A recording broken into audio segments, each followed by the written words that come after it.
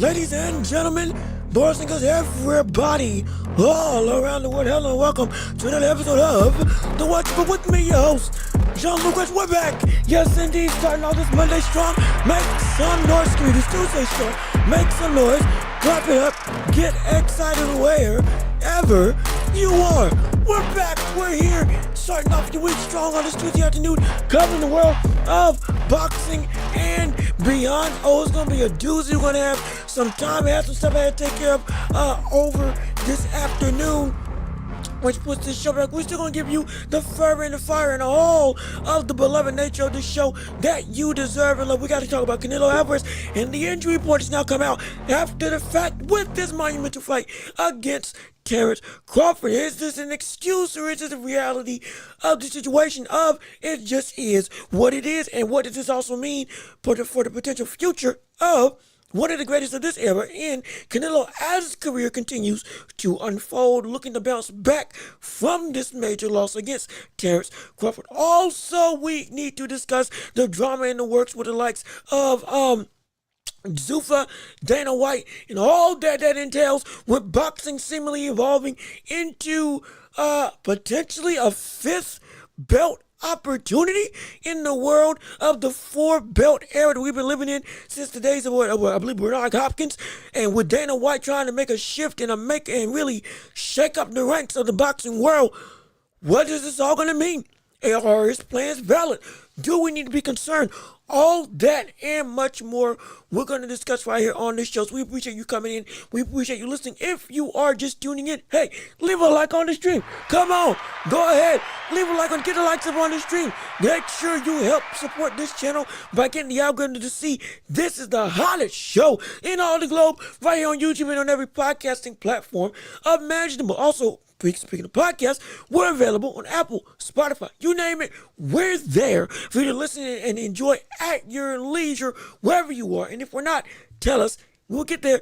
Absolutely. And also be sure to share the show with everybody that you know so we can keep on building up this empire together. That's right. Yes, indeed. Without you, none of this is possible, but with you, we can make this show bigger, better, grander, and even more refined, sublimed, and everything in between when it comes to the world of excellence and execution, all thanks to you and your support. So tell a friend, tell your mom, tell your dad, tell whoever you can about where to go to see your boxing news and more all across the sports world for you to be able to sit down and enjoy, have some fun, learn, laugh, and hey, have a good time while you're at it. Hopefully, I'm bringing you that level of entertainment. No question about it. Also, be sure, if you want to respond and get your chats in, hey, put your chats in the conversation or in the chat to the side of the screen or down below, wherever the world you have your chat. And hey, we can bring it up on the screen and you can be a part of the conversation for whatever we talk about right here on this show. Absolutely, your voice helps drive this conversation. Your voice helps make this show exactly what it can be, up to its fullest potential. And we want to hear your interaction and your thoughts on all the inner workings of the world, of the machinations of your mind. So no question about it, we are happy that you're here. We're excited for it. And if you want to support the channel, we got Cash App, we got PayPal, we got links down below in the description. If you'd like to support this show while waiting on monetization, you can help this show be greater and be grander all with your support. Anything we'll do, we ain't gonna force you. We're gonna earn it. We're gonna make you want to invest in this show because this thing is worthwhile and we can make it better all together. So we appreciate your time, appreciate your effort, appreciate your energy, and we are happy to be here. We already got some people in the chat already, like Mike Huncho. What's going on with you? How you doing? Good to see you. Thank you for tuning into the show. We're so glad you're here with us on today. It's gonna be an exciting adventure. It's gonna be an exciting time, all with you coming with us today. And without further ado, hey, we got boxing to cover. We got sports to delve into. So it is time to step into the ring. Yes, sir. No, wrong button. Wait, no. There we go. There we go. Yes, sir. Round one is underway. Let's get it started right here, right now on this show. First topic of discussion in the world of sports and boxing as a whole. We got to discuss the likes of Canelo's elbow injury. Oh, yes, indeed. Now we got the right sound. Oh, yeah. Oh, yeah, now we got the right sound. This is a doozy of a circumstance. My goodness, all of a sudden, after the fact of the monumental, record-breaking, 41 million plus viewed fight that was witnessed a couple of weeks ago with Crawford beating Canelo Alvarez for the undisputed super middleweight title. And one of the biggest or greatest feats I've seen a boxer achieve in my time watching the world of boxing. With that now on the back burner, now we got word that Canelo got an injury to his elbow. Yes, indeed, and potentially that was happening in the matter of the fight. Now, I don't believe it was during the fight. I think it was beforehand, training and whatnot, and it was just undisclosed. Though he was saying he was feeling the best he'd ever felt. Clean bill of health. Hey, happens. Things happen. Understand. However, now we gotta ask the question: is this a valid excuse for the reason why he lost? Does this instigate us wanting to see a potential rematch? We gotta think about that now. With this new news coming out of Canelo's injury, does this now mean that it is deserved that we do need to see Canelo be in a rematch with Terrence Crawford because he wasn't at his best? Is this an excuse that potentially isn't really valid? Because we know how the boxing world works. We know how fans are. We sure enough know that when it comes to the world, whether big or small, big when it comes to the world of big-time stars in boxing. Hey, anytime something comes out after a fight, all of a sudden, you should have said that beforehand. You should have canceled the fight. Man, why did you take it in the first place? It's just an excuse. That ain't valid. You should have been ready. You bum. You schmuck. You lackadaisical fool. You ain't done nothing. You're just trying to make up stories to make it so that you can get a pass for why you lost the fight and an excuse in the bank to make it so, the blow of defeat isn't as strict or valid. Some people bring up the likes of Deontay Wilder and the whole situation with him after he lost to Tyson Fury. My water was spiked. I had an egg-shaped form in my glove. Everybody was against the system, was against the litany of drama, the glove gate, which people are still believing to this day, which again ain't valid at all. Been debunked multiple times. All this stuff potentially going to be coming out, and people going to say, Canelo just trying to save face. Me on the other hand, I don't think that's the case. And I think injury, it's pretty real. I think it's pretty valid. Now, again, would it have made a difference, injured or not, with Canelo in this fight, of his ability to win? I don't think so. What he got outboxed, what he got outbeat, what he got outsmarted, out punched, out muscled, outworked, out volumed. Footwork was impeccable from Terrence Crawford. Everything that we needed to see from Terrence Crawford, again, I said it had to be done on a perfectionist level. He did. He did it in sublime fashion. I don't think any version of Canelo, 160 or 168, would have beat this brother. Because he's just a better fighter outright all around. I don't think it would have been different. But it's still, I do believe it's a valid claim. Now, what this further entails, going forward, however, now we got to start looking at the issue of potentially the sands of time with Canelo Alvarez might be starting to wind down just a little bit. Just a little. Now, I'm not saying that one loss ends a career. Definitely not saying that, oh, okay, he's done. Pack it up and send it home. I ain't trying to be like Floyd Schofield. Hey, man, I'll play the clip later on in the show where he was saying, hey, man, I don't. In fact, let me see if I can find that clip right now. I see some of y'all chatting right now. I'm about to go and bring you all up. But before I do want to bring up this clip with Floyd Schofield in regards to the aftermath upset fight with Canelo Alvarez. Now it's got people thinking that, or at least it has other boxers and pundits under the guise is the wrong word, but under the inclination that it might be time for this man to pack it up and send it home. Let me see if I can find his clip real quick. It was an obscure one, and I came by. Here we go. Yeah, right here with Fight Hype TV. Let me pull it up right here on your picture in picture. But before I do, let me read you all's chats right here for the world to be able to see. My country, I still think he can't win a rematch, but bring it up. Hey, look, if he does take it, I'm all for it. Like I said,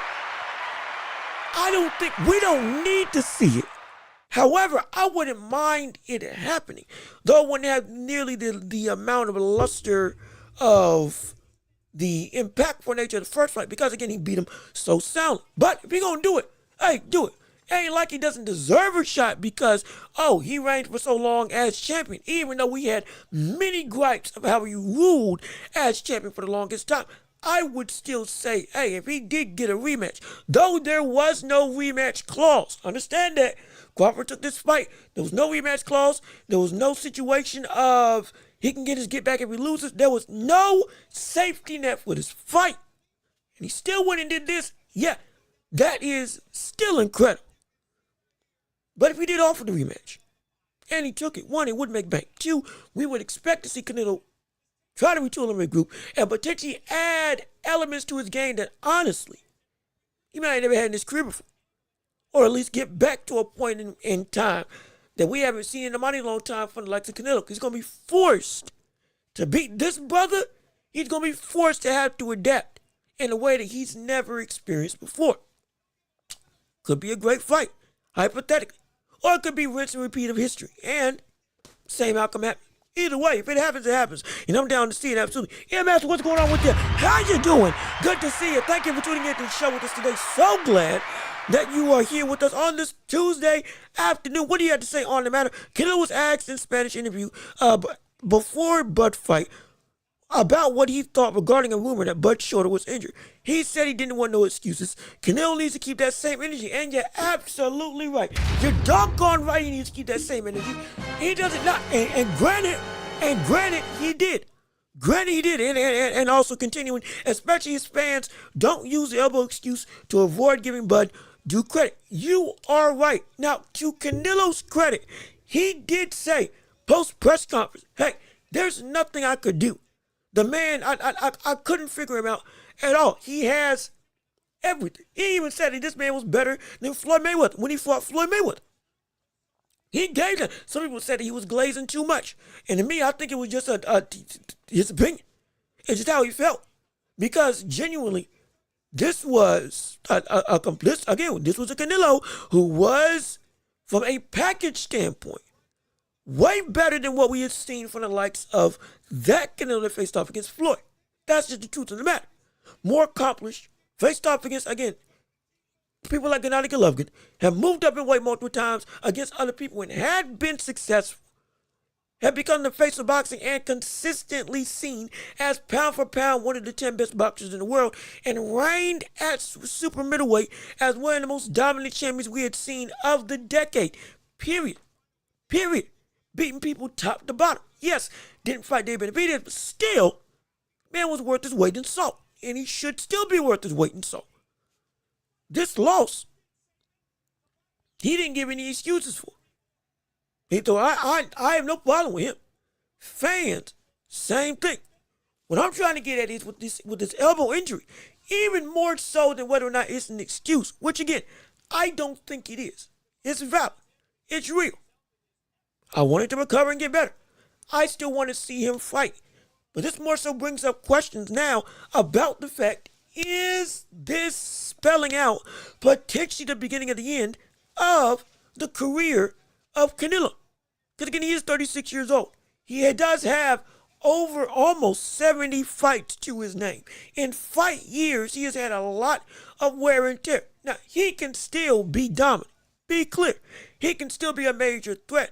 But as the injuries start piling up in a boxer's career as time goes on, sometimes it gets to a point where, hey, one injury, even after surgery, starts to take hold to the effect of the boxer as a whole. Then another one comes up. Then another one comes up. And the next thing you know, all of a sudden we're saying, ooh, this ain't looking good. One of the best boxers that we've seen in our current era so far. Now, we're not trying to speculate and say he's going to go off the deep end, that he's going to suck, he's going to be a bum. All of a sudden he's going to just drop off like Adrian Broner and just start losing 5 fights in a row. We ain't saying he's going to be that. But we are saying, with the understood notion that people are saying now that Canelo needs to improve and retool and regroup. And with the mileage that he's already had on his career, and the injury now in one of the biggest fights of his life coming out afterwards, which again has me saying he fought with that in the fight. This is, I'm not trying to put anything of, oh, it's done and away with. Because again, no excuses. Shouldn't be. There isn't. The question of it, with this being a real thing, down the line now, we got to start saying, hey, when we look at this era of boxing starting to not just get solidified as who's the top dog, which now is full well and good Terrence Crawford, but from the sense of the changing of the guard, the atmosphere, the winds of shifts, the breeze of change blowing through, this could be one of them signs. Could be, hypothetically. And we start seeing a couple of years from now, if he keeps fighting, 2 or 3 times a year, once he gets, 68 fights, 66 fights, or 66 wins, we'll say, under his belt, similar to Pacquiao, might not be that much longer. Who knows? Hypothetically. But then, just food for thought for you to be able to see. Let me see. Low-key, the elbow injury is not a bad reason to pull out of Turkey's contract. And you know what?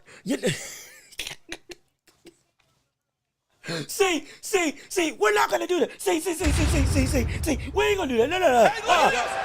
We ain't going to do that. You know what? We ain't going to do that because that is what? $200+ million over the course of a 6-fight deal? Well, what is it? 4-fight, 6-fight deal?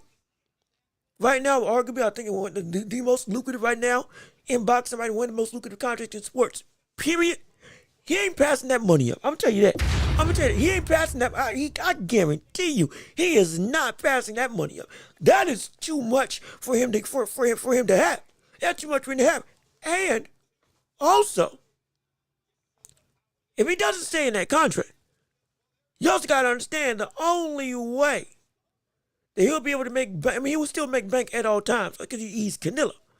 But financially, the only way you can get a payday that big, remotely close to that type of size, without Turkey, would be going and fighting Dave Benavidez. It's just the truth.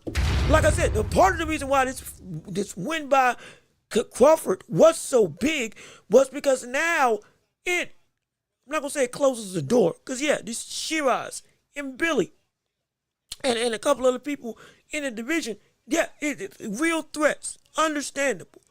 But from the sense of, while Canelo's still the cash cow, now that loss, to some degree, just by proxy of it being a loss, has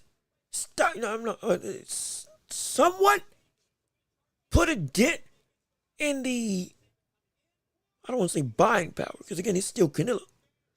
But it won't be the same as, I don't need Turkey to make the bank that I know I can make. Now, with this loss, he might need Turkey to keep making this type of bank. Now, again, he's the only one that can get this type of deal.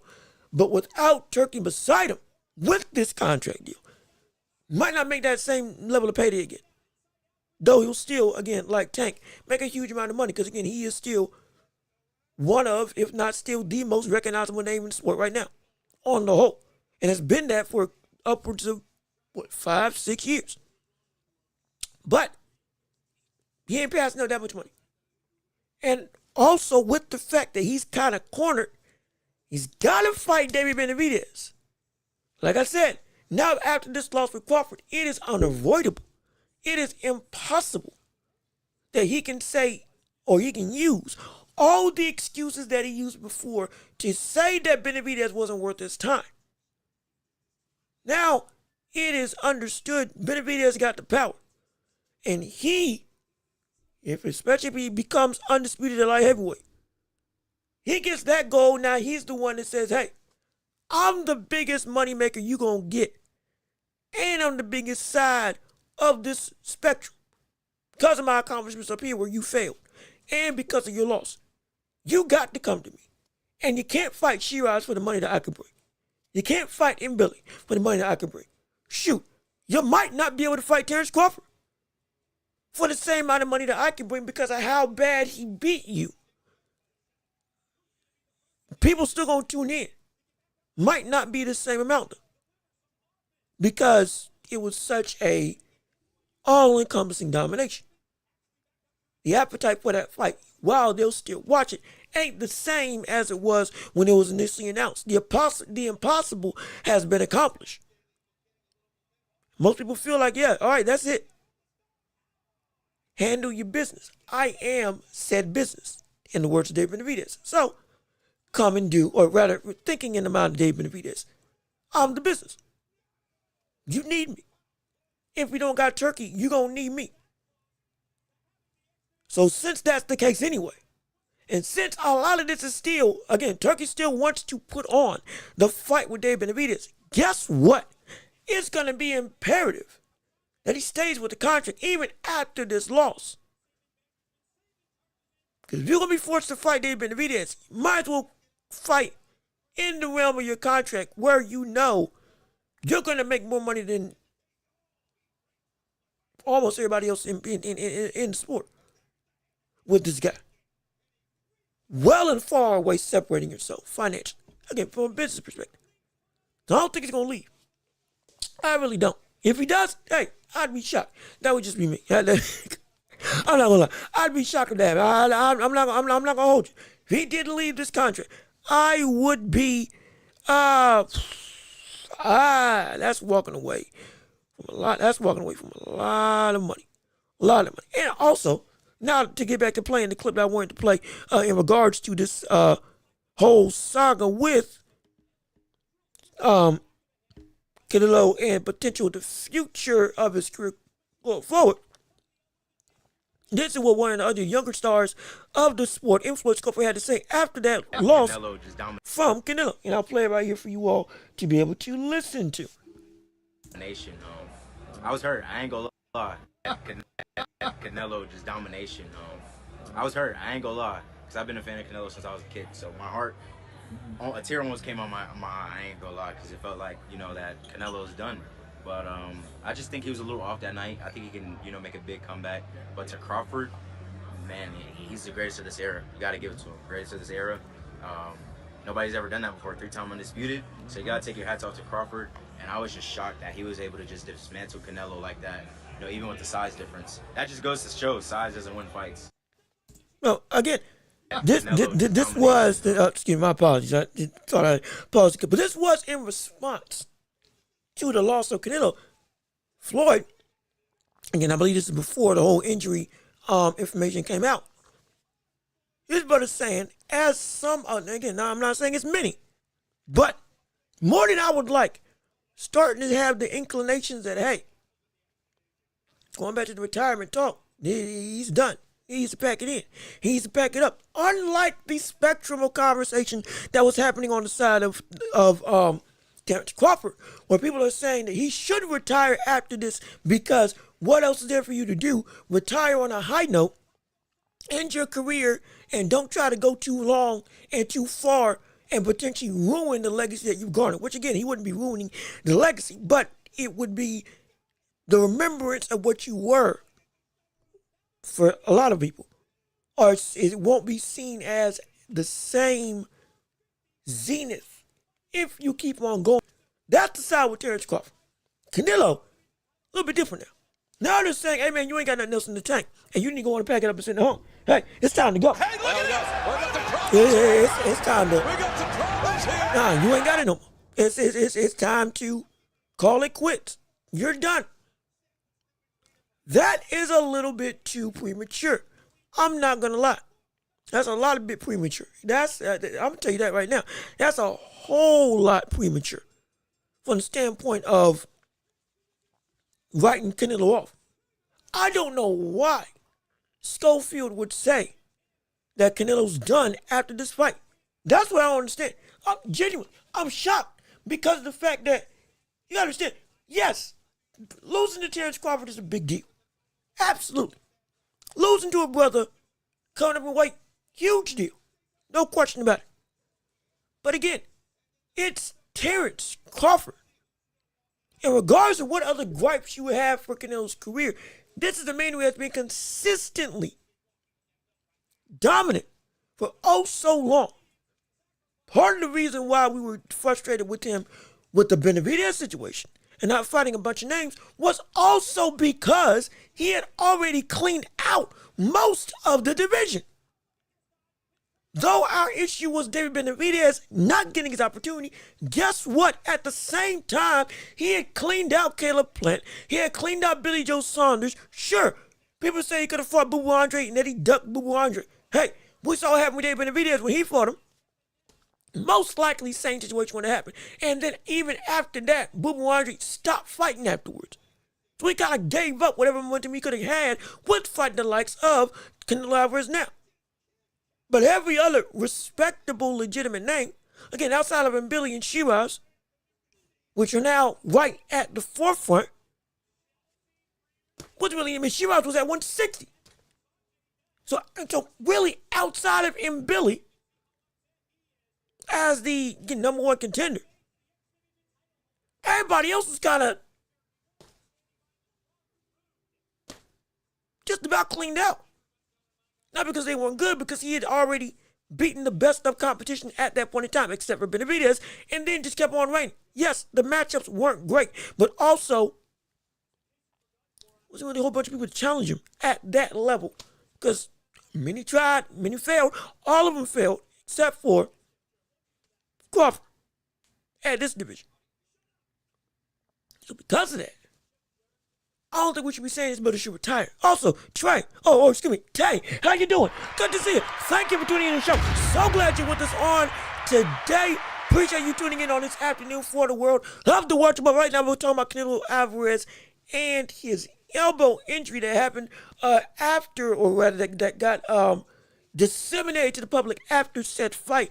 Next, we were asking, was it real or was it fake? It is a real injury. What we're asking, is it an excuse for the world of Canelo in the loss to Crawford? I said no, it shouldn't be an excuse, and that Canelo also didn't use it as an excuse directly after the fight. And they said nothing about it since, except for, hey, I'm getting surgery. He, again, said he couldn't do anything with him, said it was better than Floyd, so he ain't used it as an excuse. Fans should not use it as an excuse either for why Canelo or why Crawford didn't beat the best version of Canelo. Nah. That ain't the case at all. But with this injury, it does speak to, with the mileage, with also the age of, next year's going to be 37, with the boxing age of him being an old boxer, from the standpoint of he's had over almost 70 fights in his career, we're saying is it potentially spelling the start of the winding down of Canelo's career. And I'm saying it might be. But I'm also not saying that he should be retired, like with the likes of Floyd Schofield and others around the boxing world who are starting to say that Canelo needs to just pack it up because you just ain't got it no more. My opinion, ridiculous. Also, Deborah, who I think is actually Justin, I think this is Justin. Behind the screen. What's going on, man? How you doing? Good to see you. Thank you for tuning in to the show. Appreciate you tuning in on today. And it's we don't need to be saying he needs to retire now. Because if we look at the landscape of the world of 168, outside of Shiraz, who might be a potential real threat, and again, and Billy, being real threats, is there anybody else that can beat Canelo? That you can definitively say they can beat Canelo at 168 if he did keep on fighting? Is there anybody? I mean, I want to hear your thoughts, because this is a great topic of discussion. It's a great point of emphasis. But is there anybody that can beat Canelo outside of Hamzat Shiraz and Christian and Billy? In yours and mine. Let's see. Sully Iglesias. So you say Iglesias can beat him? He's a threat. I fully valid. He's a threat, and yeah, he's got a possibility. So okay, so we got three names: Shiraz and Billy. Now I think Shiraz and Billy would be more so Shiraz because of the height. Would be after that fight with Martinez. After that fight with Martinez. That actually was a excuse me, that was a really good showing. I'm not gonna rank which one would be more likely to beat him. I'm gonna say there's three. So you got three names that can have a real shot at beating him out of the entire division of 168. That's a pretty good sign. I think you still got some stuff in the tank. And of those three, most of people are saying, even after this fight with Canelo and Crawford, because we know that Shiraz and Crawford, sure enough, Christian, with as good as Christian and Billy is, he ain't Crawford. And Iglesias, again, it's not Terrence Crawford to box like he did. Hard for me to say that I even could favor all of them against Canelo still. Because they're not going to fight him like Crawford fought him. We know that. That's not their style. They don't have that ability. Not because they're not great. They're not that. It's like saying that everybody can beat Floyd, or that's like saying everybody can beat Canelo after Floyd because Floyd beat him. Well, Floyd's a different animal. Floyd's a different beast. Floyd's a different monster from the standpoint of the boxing world. So you can't say that all of a sudden, yeah, everybody else is a favorite to beat him because of that loss, because they can't do what he did. Iglesias and Billy, Shiraz, great fighters, real threats, coming into their own, especially in Billy after that fight with Martinez, and Shiraz after the fight with Berlanga. From the standpoint of we've arrived on the scene at 168. Even I don't see him. I don't see them as, oh yeah, it's a foregone conclusion Canelo's gonna lose, pack it up and send it home. Nah, he can beat them. He can beat all three of them. And what? Let me see. You say Jamal Charlo? I don't think so. I don't think so. Like I said, I've said multiple times that Canelo would beat both of the Charlo brothers in my estimation. Both of them, 154 and 160. Now who's at 168? He would be both of them, the bigger one and the smaller. He already beat the smaller. I'm pretty confident he beats the bigger Charlo. Though again, from a matchup perspective, yeah, that'd be a great matchup. Do I value as a threat to Canelo? Do I think he's a threat? I don't see it. Also partially because I've only seen him fight one time. And I need to see more. But again, that's just me. That's just me. I'm glad he's back. But again, just like with Thurman, love to see some more consistency before going into the deep end of 168. Like with Thurman going into the deep end of 154 against Fundora after having one fight in 3.5 years, excuse me. It's impressive how you looked, but you don't need to be jumping that far that soon at this age with this much ring rust still, even in a good performance, apparent in your fight. Same thing with Charlo. At this point in time now, I don't value him as a quality threat, but I value him as a lucrative threat. in a good matchup, but not a real danger at this point in time to Canelo. So because of all that being in place, that's why I'm saying Floyd Schofield and others who feel Canelo should retire because he ain't got it no more. Nah, don't say that. Because again, if you're not Crawford, you ain't beating Canelo. If you ain't of that ilk, from the standpoint of a Gennady Golovkin, a Floyd Mayweather, a Bivol, and a Crawford, you ain't fighting to that degree to push him that far. You're not. Because everybody else has not. They just haven't. So it's hard for me to say that.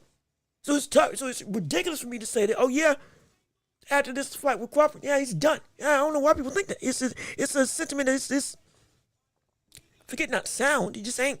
Doesn't make any sense. Because if Crawford drops the belts, guess what? Who's favored to get him back? If they went through a tournament, who would be the favorite to get him all back? It would be Canelo, almost assuredly. Because we see him as an actual talent. Still, with all the flaws that we say he has in his ability. But he's still standing roughly head and shoulders above everybody else from the standpoint of boxing ability. Which is why he's been able to do all the great stuff he's done. Because he is different from most of the boxing world. He is. That's still the truth. Even as he has had a decline. Let me see. Love King, how you doing? Good to see you. Thank you for tuning into the show.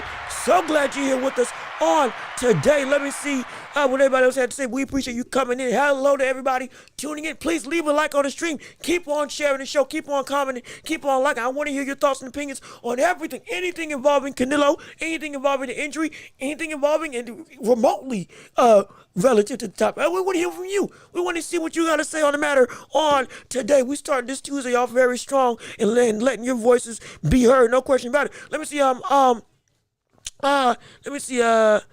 I think clearly for 3 years he has slowed down, nowhere near the same. But if he wants to keep going, he has enough in the tank to beat most of them. Yeah, see, that's the thing. Even with the decline, he's got enough in the tank, and he's still good enough to be able to beat most other people. Mind you, he was doing a lot of stuff that we said he wasn't doing in the past against Terrence Crawford. The small stuff, the head move, the pre-slipping, trying to actually use his jab more than he used to. Feinting, foot feints and hand feints and head feints. Actively cutting off the ring. Trying to legitimately stifle the movement of Terrence Crawford. Trying to be a little bit more diverse in how he sets up those big looping shots. Even though, yes, they're still all power shots, he at least was doing a better job of trying to set up said power shots in a way that he hadn't done in a couple years, which is great. He legitimately looked better than we had seen him look in 3-4 fights from the standpoint of execution of his style. It was just the fact that Crawford's just better. But if he fought that same way, it's the similar thing to Tyson Fury. It's a similar thing to Tyson Fury. If Tyson Fury fought like he fought against Usyk the first time or the second time, more specifically the first time, against any other heavyweight in the world, he's beaten him. Am I wrong? If Tyson Fury fought like he did against Usyk in the first fight, against every other boxer in the heavyweight division today, he's beaten all of them. That version of Tyson Fury beats everybody else in the division, except for the guy that beat him. Because he legitimately looked the best he had looked in like 4 years. From every style, both movement and aggression, boxing and brawling. All the stuff that he did against Klitschko and all the stuff he did against Deontay Wilder rolled into one package, was on that night of the fight. He just got beat by a better guy. But he's still, Chisora ain't beating him. Dillian White ain't beating that. Shoot, Moses, with all due respect to Moses Tama, he ain't beating that. It's not. Every heavyweight in the world right now against that version of Fury would have lost because that Fury was on his game. Legit. This Canelo, similar sentiment. He beats most people in the division if they ran it back for a title 20. I don't think so. Don't be trying to push retirement on it, brother. Though he's diminished, he's still, right now, if somebody beats him right now, guess what? It would still be a shock and an upset. Because he still is, not just seen from a grandeur standard, from a legitimate talent standpoint, is better than just about every other super middleweight in the world. Period. Outside of Terrence Crawford. From my perspective, that's just the truth. Let me see. Charlo wouldn't stand a chance. Yeah, no, I don't think he would stand a chance at all. No question about that. Let me see. Jamal Charlo can punch, have a great stiff jab. Canelo wouldn't be able to get past. I don't think so. I don't think so. He's been able to get past good jabs before.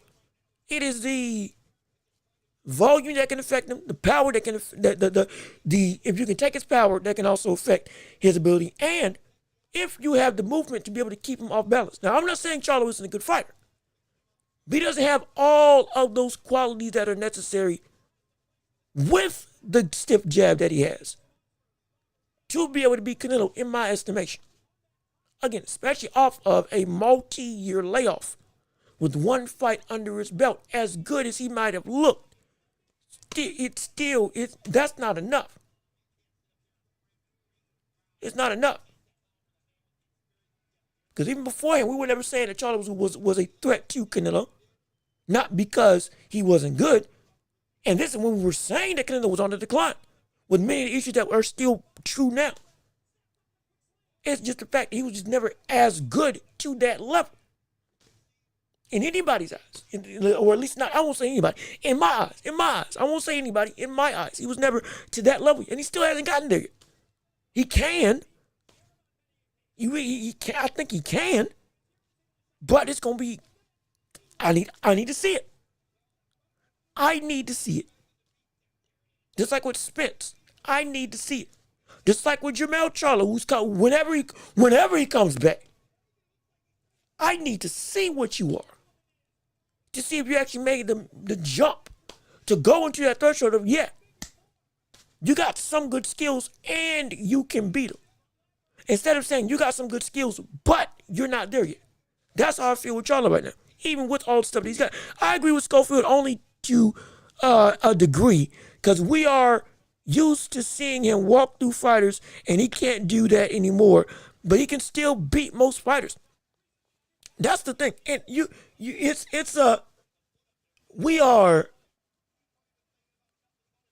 Canelo is a fighter who we're just so used to him having not just the wood at his feet, but complete domination of a fight once it takes that turn. With the recent things of issues, or not issues, the closer fights, people having better performances in the past, I get it. I do. But at the same time, what the falsehood to the claim is that he's done. There's a difference in declining and being done. You can still not, there can be situations where you don't handle people the same way. Absolutely. But you ain't done. Ali, remember, when Ali came back, he was not the same Ali that was pre-66 or 63 when he beat Liston. Pre-war, pre-Vietnam War Ali, post-Vietnam War Ali was not handling people the same way. Still dominant. But that Ali was the prime Ali. That was the prime Ali.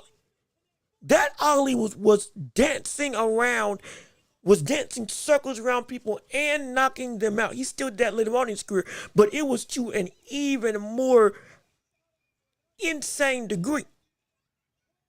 But his prime got taken away. But look at what he was able to do when he still fought against the others of his era. Dominant. Insane. Incredible. Sugar Ray Robinson, well past his prime. Guess what? He was still able to get over 100 wins, up to 147. Didn't start losing consistently up until he was at like what was like had a record of like what 120, 130. When age finally was like, okay, time is starting to take up, and still he got to 147, 149, whatever the record is. Before and like what 12 losses, all of them coming down the line, way down the line of his career. Or excuse me, outside of the one with Jake LaMotta, most of them coming well down the line of his career. But this ain't that. Yes, he's near the end, but he can still dominate most people. If not all in the super middleweight division. If not all. I wouldn't be surprised if he beat Shiraz. I wouldn't be surprised if he beat the likes of Billy. Sure enough, wouldn't be surprised if he beat Charlo. Iglesias, if he, I dare say, if he puts Iglesias down with a body shot, not saying it's going to happen, but would I be shocked? No. Because even though all those talents are great, we understand they also are not Canelo. And they ain't Crawford either. So, I don't get it. For me, it's just me. I don't see it. I just don't see it at all, in my estimation. But again, we still have more to talk about on this show as we continue to switch gears on this great Tuesday afternoon, as with the likes of Dana White and Zuffa Boxing officially is coming here. Yes, indeed. Oh, Lord. My gosh. Okay. Well, we got ourselves a little bit of drama now. A little bit of a dilemma. A little bit of a concern. A lot of concern. Let's be real. A lot of concern now in the world of boxing with Dana White and Zuffa essentially announcing their whole thing officially on Inside the Ring and on a couple other interviews as well, going further into the plans of what he plans on doing with the likes of Zuffa and what his real goals is, not just for the Ali Act, but for the sport as a whole. What's going to come about? And the issue with this is another. Yes, it's an umbrella in partnership, with Turkey Al Sheikh and all that. I understand. But this is indeed another promoter coming into the world of boxing. Be clear on that. Understand. Don't let the partnership fool you. This is still another promoter coming into the world of boxing and trying to stake a claim and stake his own flag in this sport to get a piece of this incredibly lucrative pot. Now, what that entails can be two different things. It can work out, and all of a sudden, this is actually good. Or, like with most of the belt commissions and most promoters that come into this sport, the good intentions run dry. And all of a sudden, it goes back into the same spiel of corruption, deceit, and or outright good guy gone bad type of storylines where you become what you said you never wanted to be, or you became what you said you wanted to stop when you made this promotion and or corporation. I mean, whether it's, people have problems with Top Rank, even though Top Rank was trying to be something legitimate. PBC had this, and people like Al Heyman, they ran into situations where it's like, hey, they were supposed to be a better promotion. Now they're doing some of the same stuff that other promotions do. Golden Boy, same thing. Wanting to be a great moniker for people and fighters to come in and make money, get opportunities, all that stuff. Next thing you know, Ryan Garcia hates. Canelo Alvarez left him. Berlanga's calling him out left, right, and center. And became what they hated. Belt Commission, same thing. WBO, WBA, WBC, IBF, all of them came in with the goal of trying to put the sport right. Correct rankings, correct systems, matchups, wanting to rule them all of that. And next thing you know, most of them acting the same way, if not all of them. And the cycle of, there's a problem in boxing, we need to fix it, that's coming up again. Now that's starting up again. Now the cycle again continues. That's the fear with Dana White. Now, in his own words, as I can pull it up for you here on the screen with the old picture-in-picture, he is one of the biggest gripes, actually, with the information at hand. What he's trying to do in boxing with Zuffa, in Zuffa boxing, he wants to put on 12 events a year. He's working with Paramount and CBS. Guess what that means? We can get boxing. Well, that's the first major network since the departure with ESPN and Top Rank to actually sign within America, to sign a boxing promotion with an American company, to have it be able to be seen somewhere in the world, in the U.S. That's why you think, remember the Osaka with Inoue having to be watched on Facebook because they had no television partner? Now, finally we got boxing back. Ended the drought that we had for 6 months. We got it back now. Great. Phenomenal. And it's on CBS. This can potentially lead to us getting fights on public television. Might not be everyone, but Lord knows if it works out great. Let's say hypothetically we get Tio versus Shakur on CBS and Paramount Plus for the world to be able to see, and for Americans to be able to just tune in and watch at will. Oh, that would be incredible. That would be phenomenal. And doing that in other events 12 times a year, and potentially half of them being on public consumption, not pay-per-view, but public consumption. Incredible. Wants to do it so that he can make sure, does things like Tuesday night fights, getting a consistent appetite for every fight. Won't be a major one, but the consistency of, you got something going on for the mid to potentially somewhat lower high tier fighters coming on your television screens, working with 400, 500 fighters, for between 400 and 500 boxers. He's trying to get on them. Wants to do less weight classes, wants to do one champion per division. All of it. Women's boxing, plans for that as well. All of that by next year in 2026. It sounds good. It really does.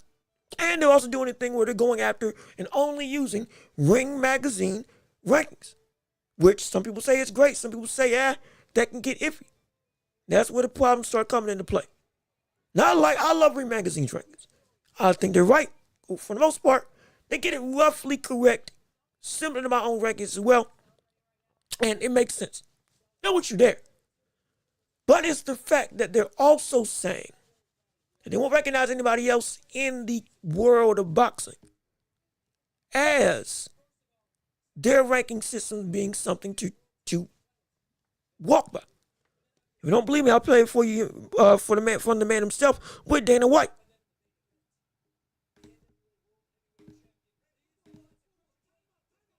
Is there going to be a Zuffa belt where, like, the winner of the Zuffa belt has a springboard into like Riyadh season and a championship fight, a Ring Magazine fight?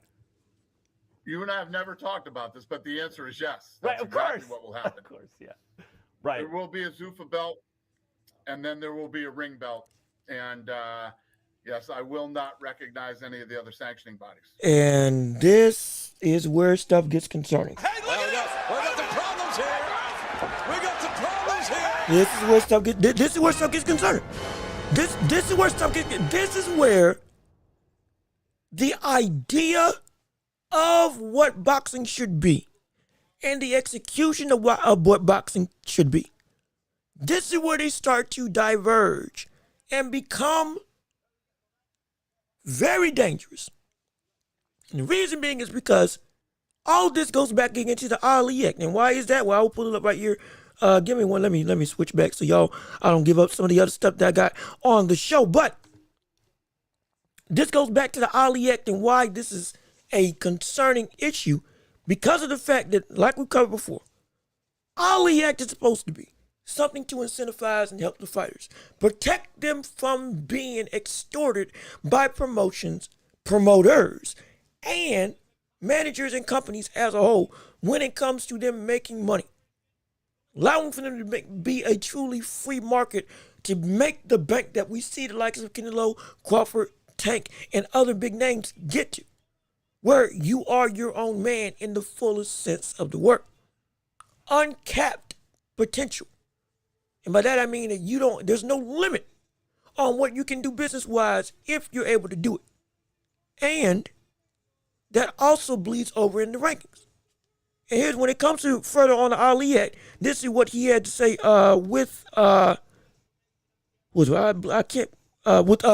Sports. I can't remember the reporter, but with one of the CBS Sports boxing analysts who I've seen for multiple times, and talking about this deal. This is what he also had to say in regards to the concerns that Sean Zeidel, most of the boxing world have had when it comes to him dealing and messing around with the Ali Act as a whole.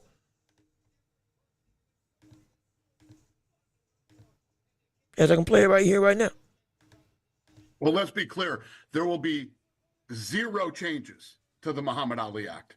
Not one word will be changed in the Muhammad Ali Act. We're going to add on to it. So the guys guys being fighters that want to fight under the Muhammad Ali Act, exactly the way it is, will have that opportunity to do that. Or you can bet on me and fight with me under our version of the Muhammad Ali Act. So that thing's been blown a lot out of proportion, and I get it. And I knew people were going to freak out because that's what people do. I said, do you need those changes to happen to launch your league in 2026? No. Or the amendments that you want to add on? Right. No, but we're doing it. Listen, the Muhammad Ali Act was put in place with all good intentions, but I think that it's held the business back. All these guys that have been involved in boxing for a long time, the promoters they don't think big enough. I think much bigger than any of them do, no matter how bad they all want to compete with me. And this, I'm telling y'all, this is dangerous. I am telling you all right now, this is dangerous. It's dangerous because, again, part of the Ali Act makes it so that promoters can't own a belt. They can't control the rankings of a championship that is under their possession. They can't do it because again, it led to corruption. It led to a whole bunch of stuff back in the day that was just ridiculous. But it was put in place so that everything, at least from a overarching standpoint, was as much on the up and up as possible. Now, him saying that with the Ali Act being a situation, that was one of the other many things that the Ali Act helps. But with him saying that he's going to not change it, or rather not amend and take stuff out of it, but add stuff to it. And if you want to fight under the act as it is currently standing, you can do it. Or if you want to bet on me, you can do that as well. And it's going to be great. I promise you. If you don't fight under the Ali Act, even with the reputation of somebody like Dana White, which when it comes to rankings in boxing, it's still a dangerous thing because it could be a situation where you get gypped out of a title opportunity of your own accord and you sign with them. And corruption can take place because there's no coverage to hinder that from happening. None of that. If this is indeed something, and him again saying promoters don't think big enough, I think much bigger than any of them do. From an entrepreneurial standpoint of making the sport better, that can potentially be great, sure. But from the business side and let's be honest, the moral ethics side of it, frame of thinking most of the time deteriorates into, we can extort these fighters and y'all ain't making the money that you could as promoters if you did it this way, monetarily. Notice some of the same stuff in regards to the building up of the UFC, like we talked before. For the framework, it was perfect, or it was great. Fighters got the fights that they wanted. Cool. But then at the same time, it's also a situation Fighters weren't getting paid what they're supposed to. Some reports are saying less than 16% of the revenue that UFC earns as a whole is getting paid to the fighters. Other reports say it's 20. Whatever the case it is. For boxing, it's actually 50%. Oh, excuse me. For boxing, it's over 50% of the money generated goes to the fighters at hand. Doesn't guarantee that you're going to make all that money, but it does guarantee you get the piece of the pot that you deserve because you're the one in the ring risking your life. On the other hand, when it comes to the world of this specific act, it is a dangerous sentiment. Might not work out that way if you don't fight under the Ali Act because there's no protection there. And the incentive of you can get a potential shot at the title, it does sound good, but the execution can also be if we want to put it in wrestling terms, you're a full-time mid-carder, no matter how much you win. You won't get the shot potentially. You won't get ranked properly if you are not under the Ali X protection with rankings not being controlled by one sect of people. Even with Zuffa following the rankings of the Ring magazine, which if you do that, okay, fine. But then willingly saying we're not going to acknowledge any other rankings in the boxing world, that is a red flag. Definitely. It is. Regardless of how much validity you have for the reasons of, yes, these are the best rankings from the standpoint of consistency, that's fine. But you operating outside of the Ali Act allows for you to then take those rankings, even if that's what you go by, and ultimately create your own. You know why? Because you're not the ring. Nor are you one of the belt commissions. And if I may also play this last clip that kind of punches all this in.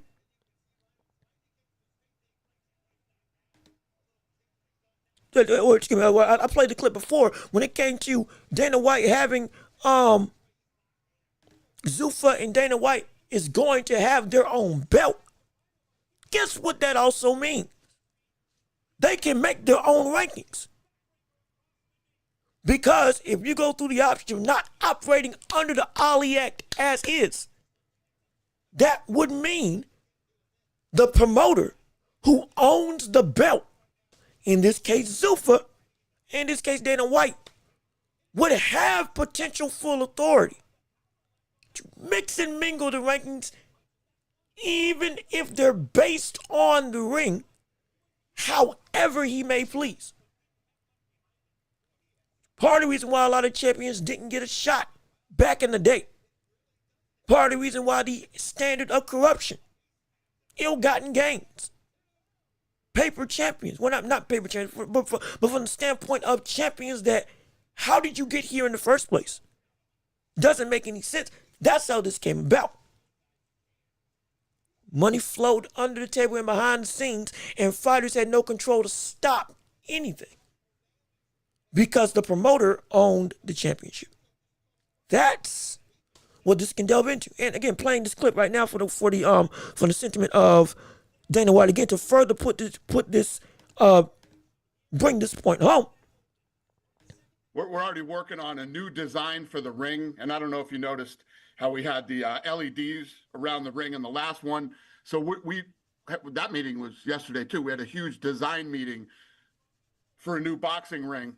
So yes, we will bring lots of different elements to the production and to the sport. And yes, possibly even rule changes. I wouldn't say no to that. I'm not right now. I'm not sitting here saying we're going to change rules and we have a list of rules we want to change, but I wouldn't say no. That's not possible either.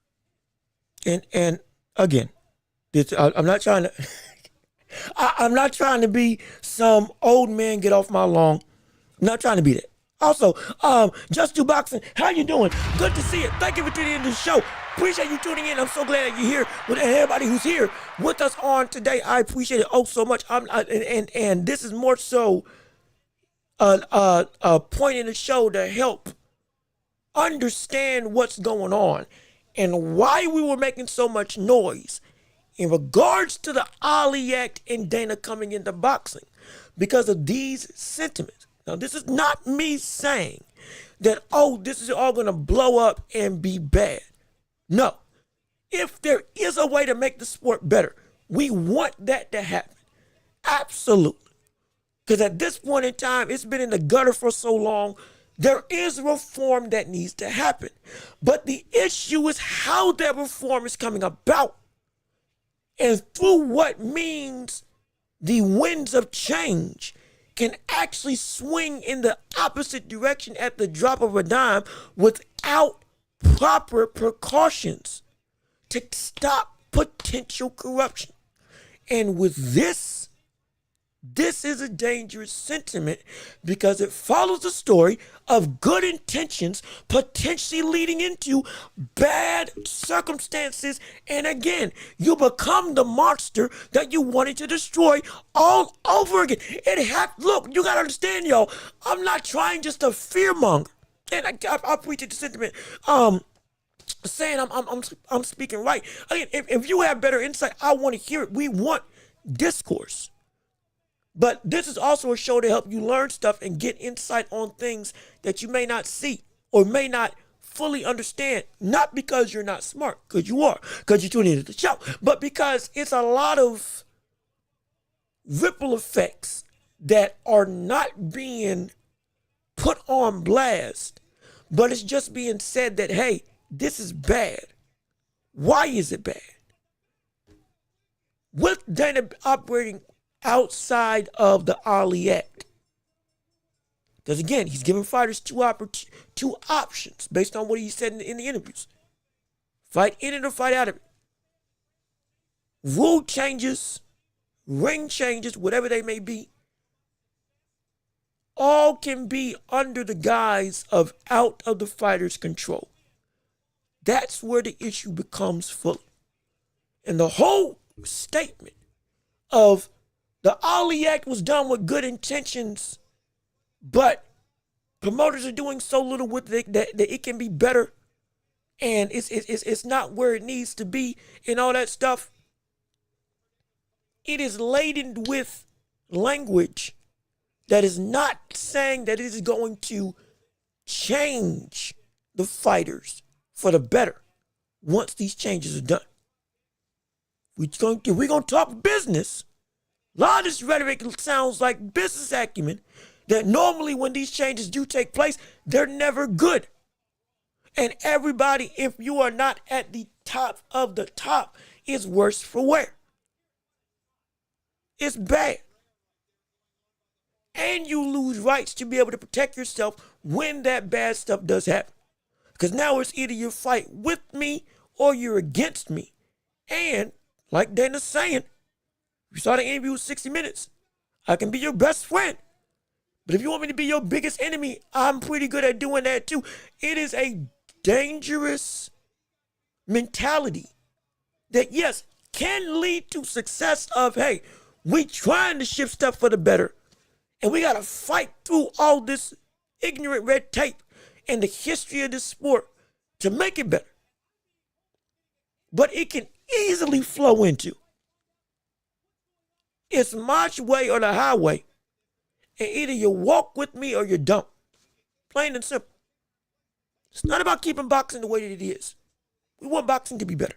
But if you do it in a way that skirts around the known issue that caused this problem in the first place and exacerbates it under the guise of we're helping the fighters, next thing you know, it becomes the norm just like that. And now you get a model of boxing that it may be dominant, but it doesn't help like it's supposed to for the sport as a whole. And you get people complaining. You get fighters losing rights. You get fighters being extorted. You get promoters of other promotions taking that ideology, taking that practice, and applying it to now their promotions. And now everybody's getting infected by a negative light because they're doing what's best for business, not best for the fighters. And with these rule changes, ring changes, all this stuff, again, if it's intuitive, if it is inclusive, if it is indeed worthwhile, hey, I'm all for it. But I'm not for it when it's done outside of one of the most established frameworks in boxing to keep this sport not just safe, but also, at least to some degree, ethical and outright standardized, at least to some degree. So everybody knows what they're getting into. Again, going back to the modern martial artists channel, boxing channel, put out a phenomenal video in regards to covering the history of the belt commissions. All of them started out trying to make the sport better. All of them built up a legacy, yes, but ultimately they all fell into the same pot of issues and problems. Corruption, backdoor deals, renegotiating standards under their commission, and all of a sudden, the WBC has to come in and try to be something. Then the WBO comes in, tries to fix the problems that they see. Then the IBF comes in, tries to fix the problems. WBA, which used to be the NBA, the National Boxing Association, they started it all. When there were 6 champions, all saying that they were the real champion, WBA came in and said, we got to stop this. 1 champion for per division in the world. But then the cycle happened. And then WBC came in, cycle happened. WBO came in, cycle happened again. IBF came in, cycle happened again. How we got to the 4-belt era? Now it's about to be a 5th belt era. Is this belt going to be seen, Zuffa belt, going to be seen as the only other legitimate championship now? Is it going to be one of the 5 belts along with the ring?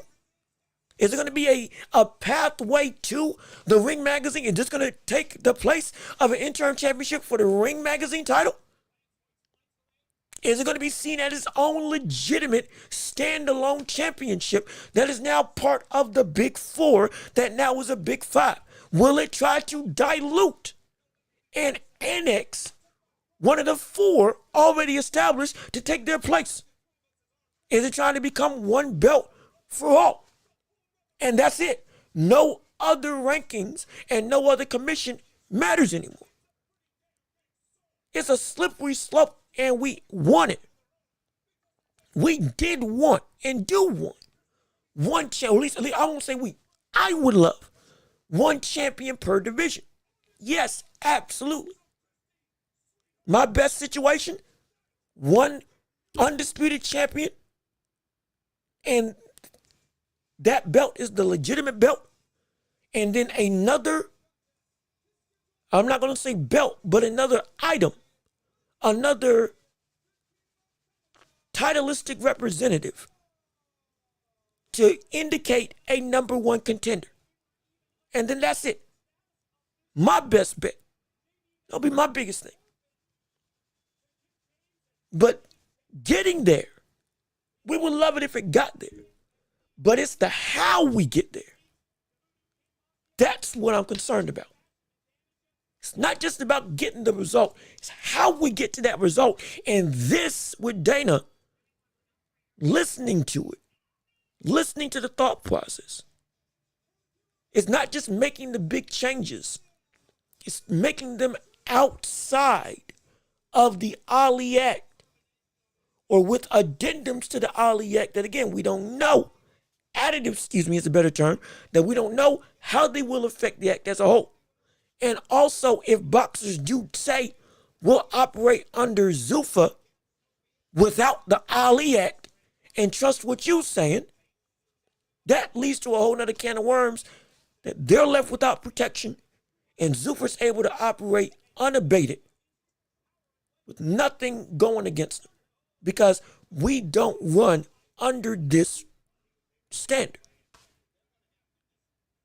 No protection leads to no safety net. No safety net leads to you can push somebody off and force somebody off a cliff. And when they fall, there's nothing you can do. And there's nothing to stop you. That ain't right. That ain't good. There's nothing to stop them from pushing you. There's nothing to stop you from falling. That's not good. That's not. And it's a dangerous slope. Let me see, Trey Bacon, how you doing? Good to see you. Thank you for tuning into the show. Let me see. My thing is, how did it run UFC? I don't trust him with boxers. That's the issue. He is. I am not saying that the current state of or the current operations of boxing does not need to be amended. It absolutely does. But I am saying the way he's going about it opens up a problem that can potentially be worse than what we see with the corruption in boxing now. Because at least with boxing now, the reason Canelo and Crawford made the money that they made, reason Tank Davis is able to make as lucrative amounts of dollars with any fight that he makes, the reason Johnny Fisher over in the UK got to be as big as he was without any big championship around him, and make the money that he was able to make, still making money. But you get what I'm saying.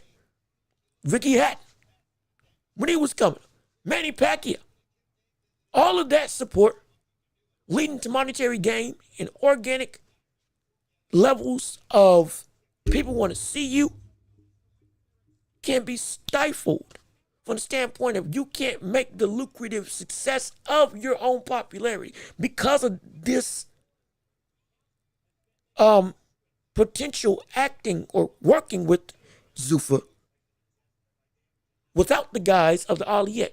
Remember, months ago we were saying that part of the whatever league they were going to make with TKO and Dana White going to have some level of a tier system where the bigger star you are under TKO or whatever the banner of boxing was going to be, which now that we see is Zuffa, it was going to be 75,000, 100K, whatever the case may be for fights. But similar to the UFC, capped unless you get to a certain degree. Also with the UFC, sponsors can't do that. Unlike what you used to be able to do. With the banners and the trunks and all that stuff, the paraphernalia that fighters could wear, all that. Can't do it. You're either Reebok or nothing. Or what's the thing? Viper? Venom? Whatever their new sect of apparel is, it's either you can wear that or nothing. They can put that in the box. Hypothetically, it might not let Everlast be, if it goes the way the UFC goes, might not be Everlast gloves that you can wear. Might not be Adidas gloves that you can wear. Shoot, might not even be Reebok gloves that you can wear. Whatever,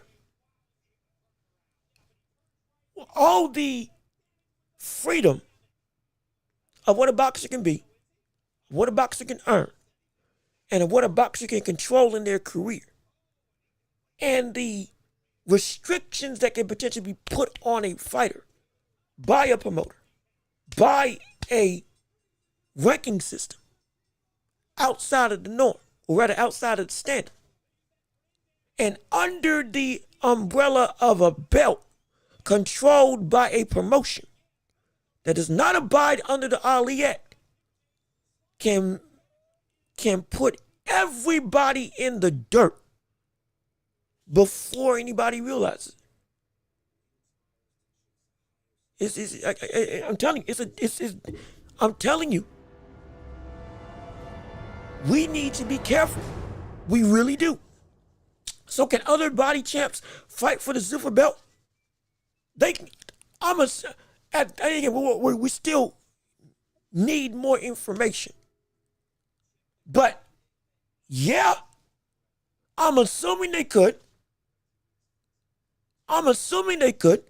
But also, if they're, now again, there are more people that are more deeply rooted in this business side of boxing. The technical aspects, the legal aspects, what people can and can't get away with. More historians that are more well-versed than me. I'm simply giving you everything I've been able to find and the best of my understanding of what this can potentially entail with Zuffa operating outside of the Ali Act, or even with addendums and additives to the Ali Act, if they do allow them to operate in the manner in which they're trying to talk that they want to do, to revolutionize the sport.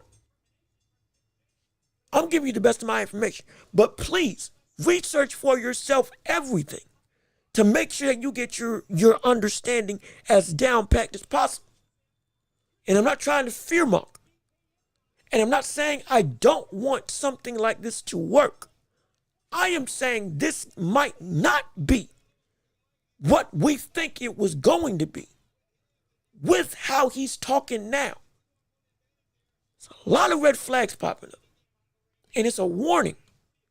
So you can further research and see and delve into what the issue is. Now, to answer the question, can other body champs fight for the Zuffa belt? Potentially they can. But there is also an avenue, and listen close, where it could be that because they don't recognize any other sanctioning body's rankings, they could also potentially not recognize any other belt as a legitimate championship except for the Ring Magazine title and then their title, period.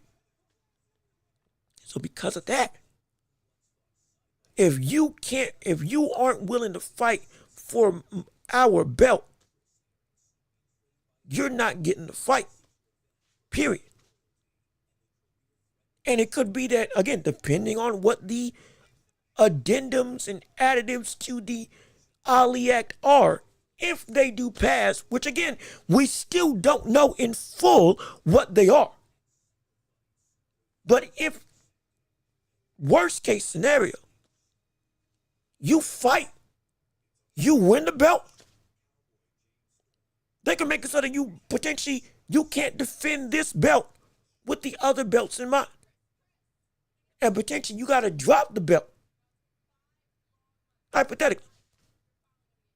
Or Zuffa tries to strong arm you into relinquishing the other belts and only holding theirs. That's it. Or do what the IBF does. Give you a mandatory to the point that if you don't fight this fight, you're getting stripped outright if you don't defend our championship against the guy that we have ranked as the number one contender. Not the WBC, not the WBO, not the IBF, not the WBA. It can be it can be a slippery slope. Let me see, Al Booger, thank you for tuning in. How you doing? Good to see you. Appreciate you joining in on the show today. And we are so happy that you're here with us. Talk about the world of boxing and beyond. It sure seems like they're trying to make the ring belt the only top belt that matters. And they are. They are. Again, like I said, Turkey and Dana are working hand in hand. This is supposed to be a proxy to the Ring Magazine title. And it's looking like they're trying to set it up in that kind of two-belt system. The Ring is the ultimate, and Zuffa is the number one contender. Though it won't be laden that way, it'll be the biggest champion is the Ring. The secondary champion is the Zuffa champion. And now, the baddest two people with the two most important belts in boxing go fight against each other for the Ring Magazine Undisputed title. That's what it's looking like. And again, we love and have asked for, I won't say we, I have been asking for a one belt champion and another item representing the number one contender. But one belt is the biggest belt that matters, and that's it. Loved it. But how you get there is just as important as getting there. Because if you get there the wrong way, you're going to mess up the sport for the whole. You're going to mess up for the whole. And this is it's sounding dangerous. It really is. Maybe try to build the Zuffa League belt to be the secondary or minor belt. That's what they're trying to do. I'm telling you, that's what they are trying to do. They're trying to build it up as a secondary belt, and it's a launching point into. He even said it himself. You win a title with Zuffa. After you win the belt, it acts as a launching pad towards the ring belt or the big leagues in Riyadh season. That's what he said himself. But this also with him not recognizing the other belt commissions and their rankings and potentially their champions if it does indeed get to that drastic of a situation. It could be that they're trying to make their belt and the ring belt the only two belts that matter from the standpoint of with the established four that have legacy and tenure. This new one coming about is now trying to not just be a major player, but wipe out the other players at play. And again, I keep reiterating because it's got to be clear. Though a 1 or 2 belt system is leagues better, if you get there in a manner that not just erases what is there, but also monopolizes it to a degree that is incredibly hurtful for the fighters and the sport, you haven't helped the sport. You haven't. You've just created a new problem. But we're still not at the solution where we need to be. We ain't. And the issue is going to be with all the years that we've seen with IBF, IBO, WBA, WBC, and all of them were questioned when they were first made, but they gained legitimacy over the years. Is Zuffa going to be able to gain legitimacy in the first place with their belt? Because at some point in time, I guarantee you, it's not going to be they're just going to be a minor player. The second apron tier fighters who have the potential to be top tier fighters, you win this belt, it's your launching pad. I guarantee you they're going to try to be one of the big four or one of the big five, if not wipe out the other five. It's going to try to be that. I'm telling you. I see a bunch of red flags, including the Ali Act foolishness. And everything revolves around what you are talking about goes potentially, not potentially, it can really go against the idea of the Ali Act. And everything financially and with rankings and with standardization. All of it. All of it. Rules and regulations that you're trying to change since you're operating outside of the Ali Act or with the outside of the operations with the other commissions as well. That also leads to what rules are you trying to change? What are you trying to do? Do you want to go back to 15 rounds? Do you want 3 minutes? Are you going to change the ring as a whole? Are you going to change clinches? Are you going to change what's legal and what's not? All of this is questioned because the reason why these rules were put in place, and I've even said, hey, a 15-round fight, I would like to see. I would love it. But at the same time, I say that with the caution because I know why it was implemented in the first place. Because of death, was it not 1980? A death from a 15-round championship fight shook up the boxing world. Shook it up. And we've had 3 people die from 12-round fights, 10-round fights this year. So, I get why they're not bringing it back. But are you going to try to bring that back? Again, there's so much unknown into what changes you're trying, what rules are you trying to make? What changes are you trying to establish? What are you trying to make your league as when it comes to operating in the sense of boxing? And how is your vision of making the sport where it's supposed to be? How does it align with the sport itself? Does it really edify what the identity of boxing? Or does it only edify your version of boxing, not the bigger landscape? Because if that's the case, That speaks to trouble and corruption abounding. And you again rob people of opportunities, rob fighters of money, rob fighters of protections, rob fighters of potential life-changing circumstances, enable life-changing circumstances in the negative aspect of it.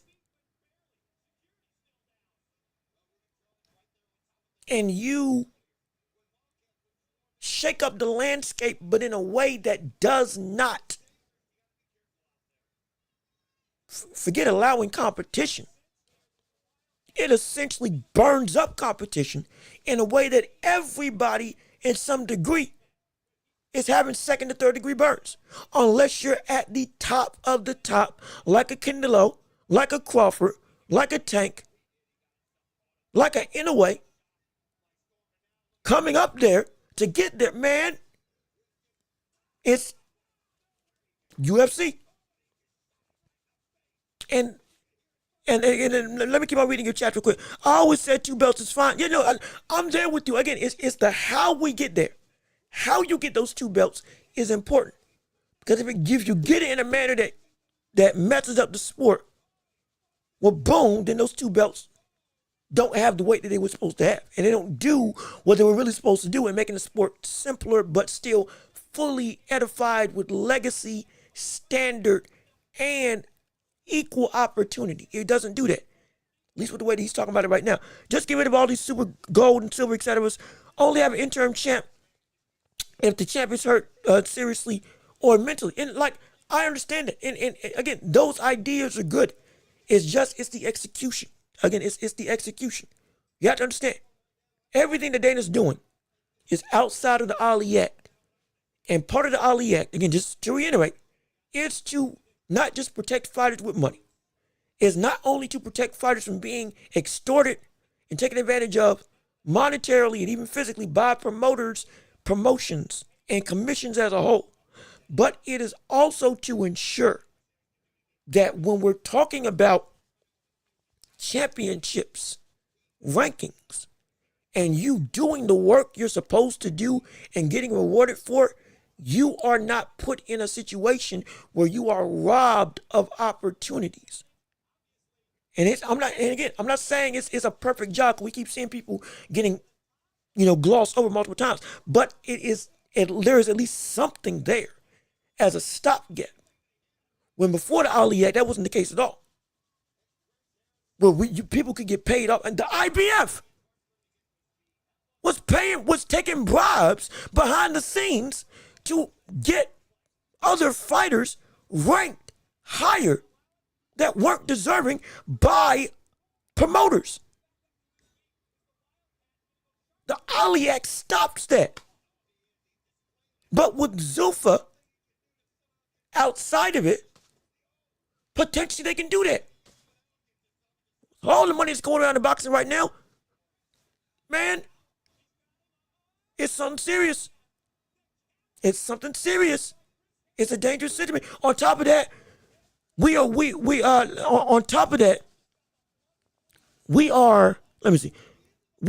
how they move guys there. On top of that, we know how they move guys they like.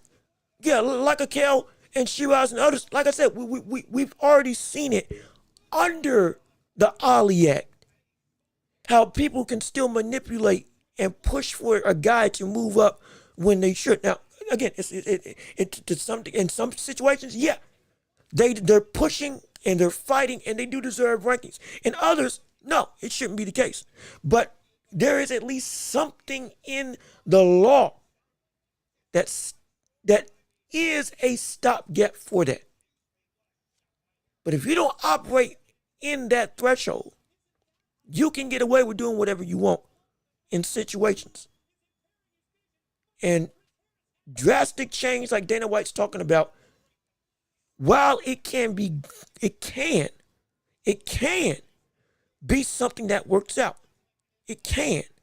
But it is not sounding like it's something that is all sunshine and roses because of the deeper implications of what can transpire.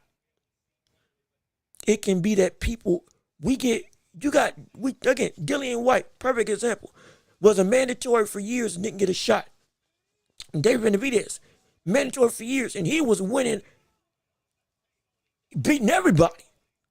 And he still never got his opportunity against the likes of Canelo like he was deserved. Because they were letting Canelo not have to defend stuff. Now imagine, outside of those big instances, it's everybody that is having that same problem now. It's everybody. Floyd Schofield, when he was on the rise, after this fight with Tevin Farmer, which deserved to bump him up, guess what? Might not get bumped up. Tank. Just now, Tank finally got taken out of a lot of people's top 10s. Rankings as well. Got moved down. But it could be a situation where he would have never left number 1.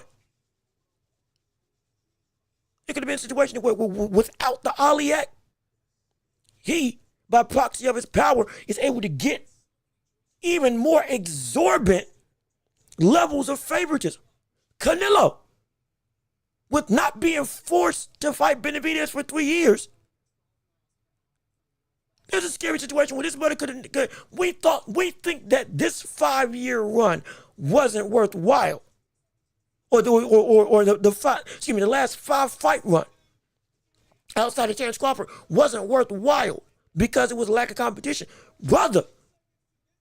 And we knew how the WBC was allowing for him to move with the belt. If you mean to tell me that outside of the Ali Act, or rather within the Ali Act, it was this bad? Brother, outside of it, this man could have fought who knows who. Literally, who knows who. People with 10 losses on their record, up, they're number 1 contender all of a sudden. Just because. They don't got to pay him. They don't got to pay the challenger much, and Canelo still gets paid like Canelo.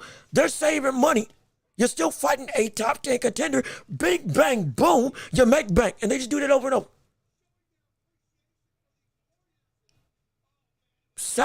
Handling your side of the street talk. Brother, do you understand if the Ali Act wasn't in place, forget side of the street talk. And if Dana White does what he does, if it was a situation where Crawford and Spence were fighting in 2023, but Spence was under Dana White, and Crawford was with top rank like he was, but it might even been that Dana wouldn't even recognize Crawford as an actual champion because he doesn't recognize who was it, the WBC rankings. When he was WBC champ, beating Sean Porter, beating Amir Khan, beating Kell Brook, all those people. Like, why would I fight you? You're not a real champion. You drop your belt and come over here, and then we can see who's the real guy is. And all that work that you've done means nothing because you don't have anything of note to carry. That's what this could evolve into. Champions getting ostracized. Champions getting not just decommissioned, devalued. And yes, there is a lot of belts. And yes, we want reform. But this is not the way to do it, to make it worth your while.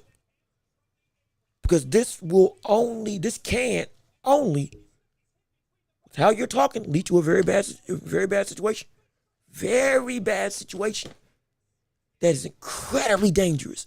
It's incredibly dangerous. And again, and I don't want to waste any more time because we can go into the championship rounds right now and talk about whatever you all want to discuss in the world of boxing and beyond. I do want to touch on a little bit of football because we do talk about other stuff in the world of sports. But I want to hear your thoughts and give you all time to convene because I want to hear your opinions on this as well.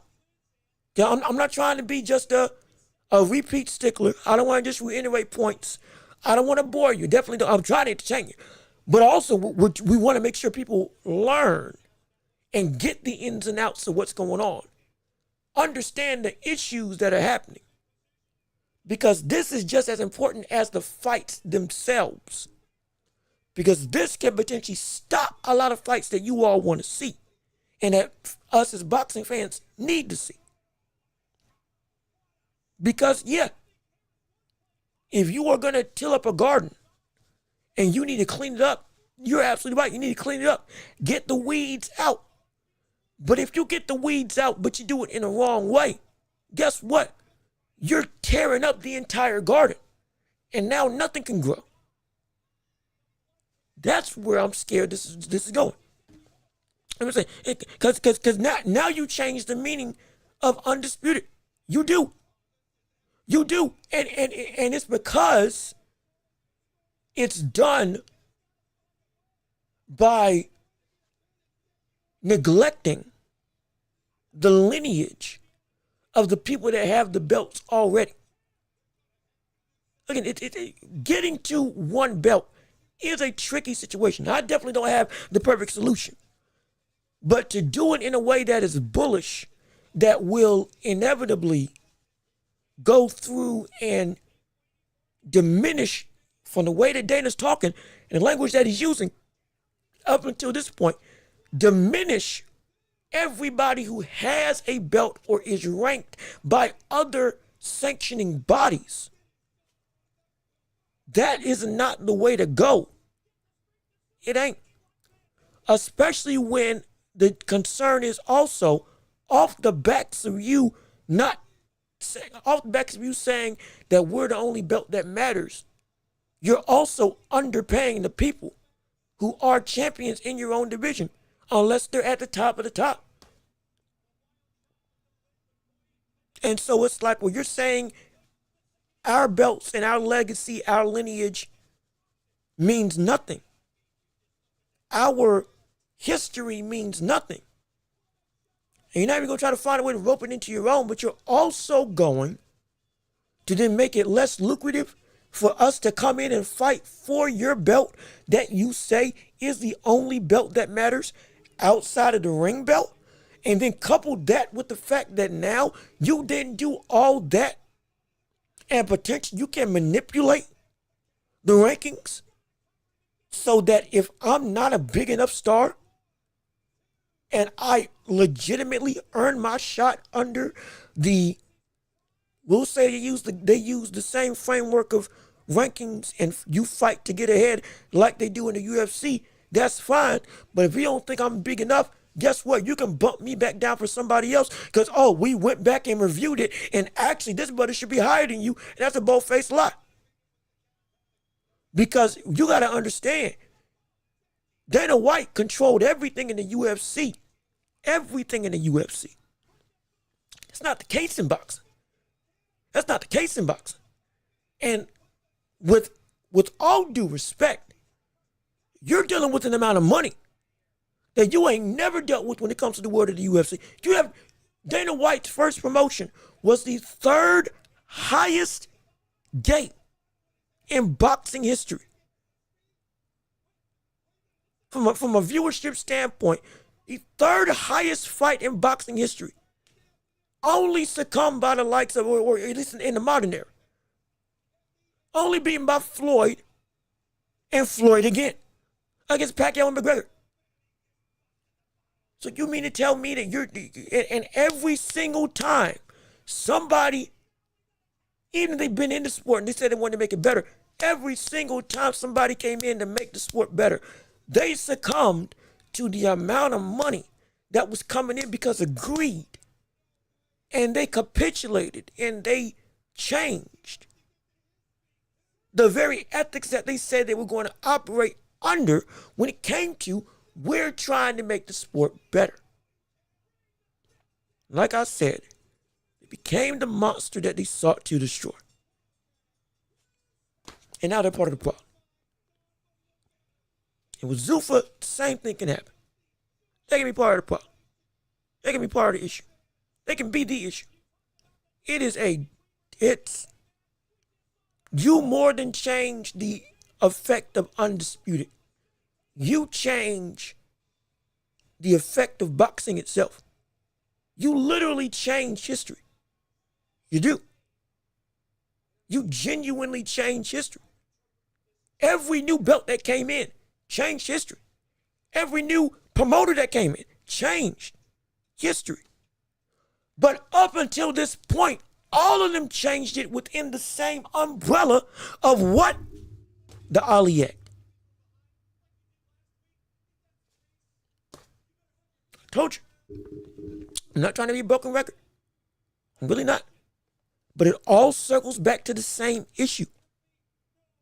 All of these changes that are happening outside of the very framework that is supposed to make this sport better, or at least make this sport in some degree manageable and standardized for everybody. So that these very issues that you say you want to change and the very problems that you say that you hated about this sport don't happen. You're getting ready to act in a way that's going to let that happen. Because now you're not doing it in that vein anymore. And because we don't know the changes that you're trying to make, that still ain't fully been put out for the world to be able to see in its totality, we have to be this skeptical. Because we understand, brother, we have stuff in place. And it's still a mess in the world of boxing. You take that one stopgap out,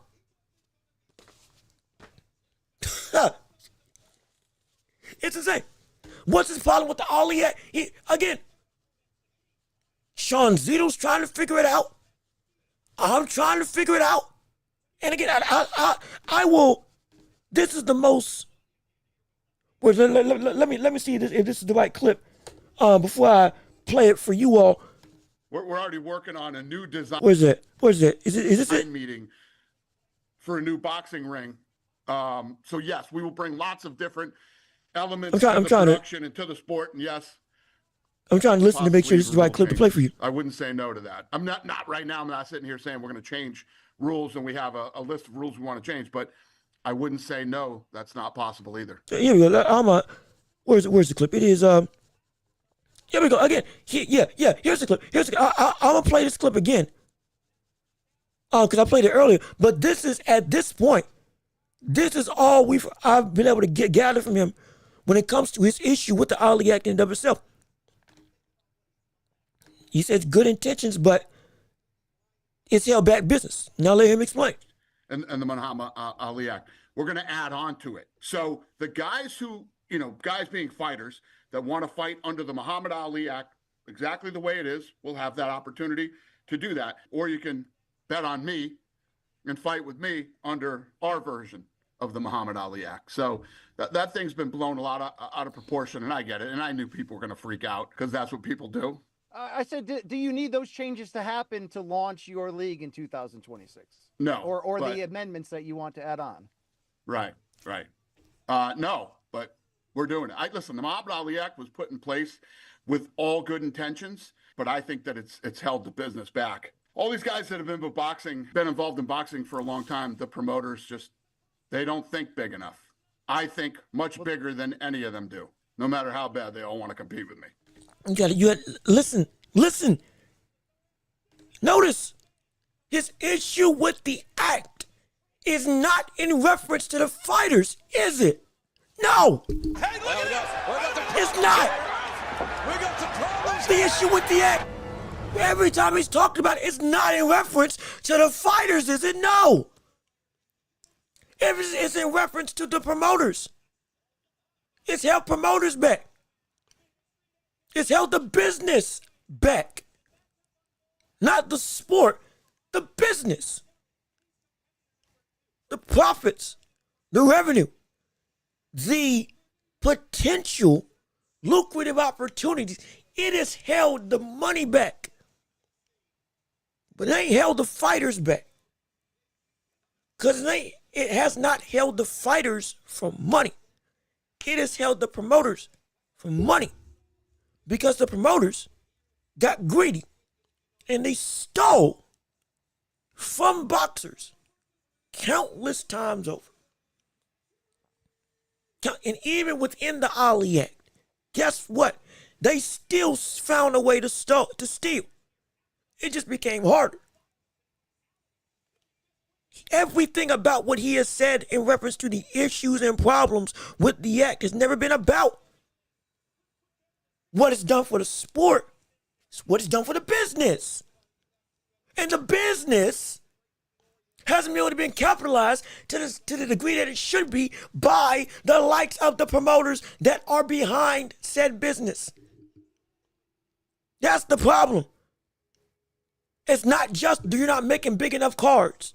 It's not just you're not making big enough events. It's not just you're not matching up your fighters to the best that they can be against the best competition that they should be fighting. It's not just having a consistent ranking situation that makes sense and people get the opportunities that they deserve. It's not just I'm going to take the UFC model and put it into the world of boxing. It's not just the fights. Because the fights ain't the priority when it comes to his issue. The fighters are not the priority when it comes to his issue. It's the money. It's the business. It's the promoters. That he's saying, y'all haven't thought big enough. Every time we hear somebody say that, it's never good. It's never good. I may be what, 26, 27 years old. I ain't saying I've lived life to the fullest, but I'm telling you, we've heard this same song and dance in all walks of business and in life. And it never works out because the same issue happens again and again and again. Video games, it happened. EA profiting or prioritizing profits over its people.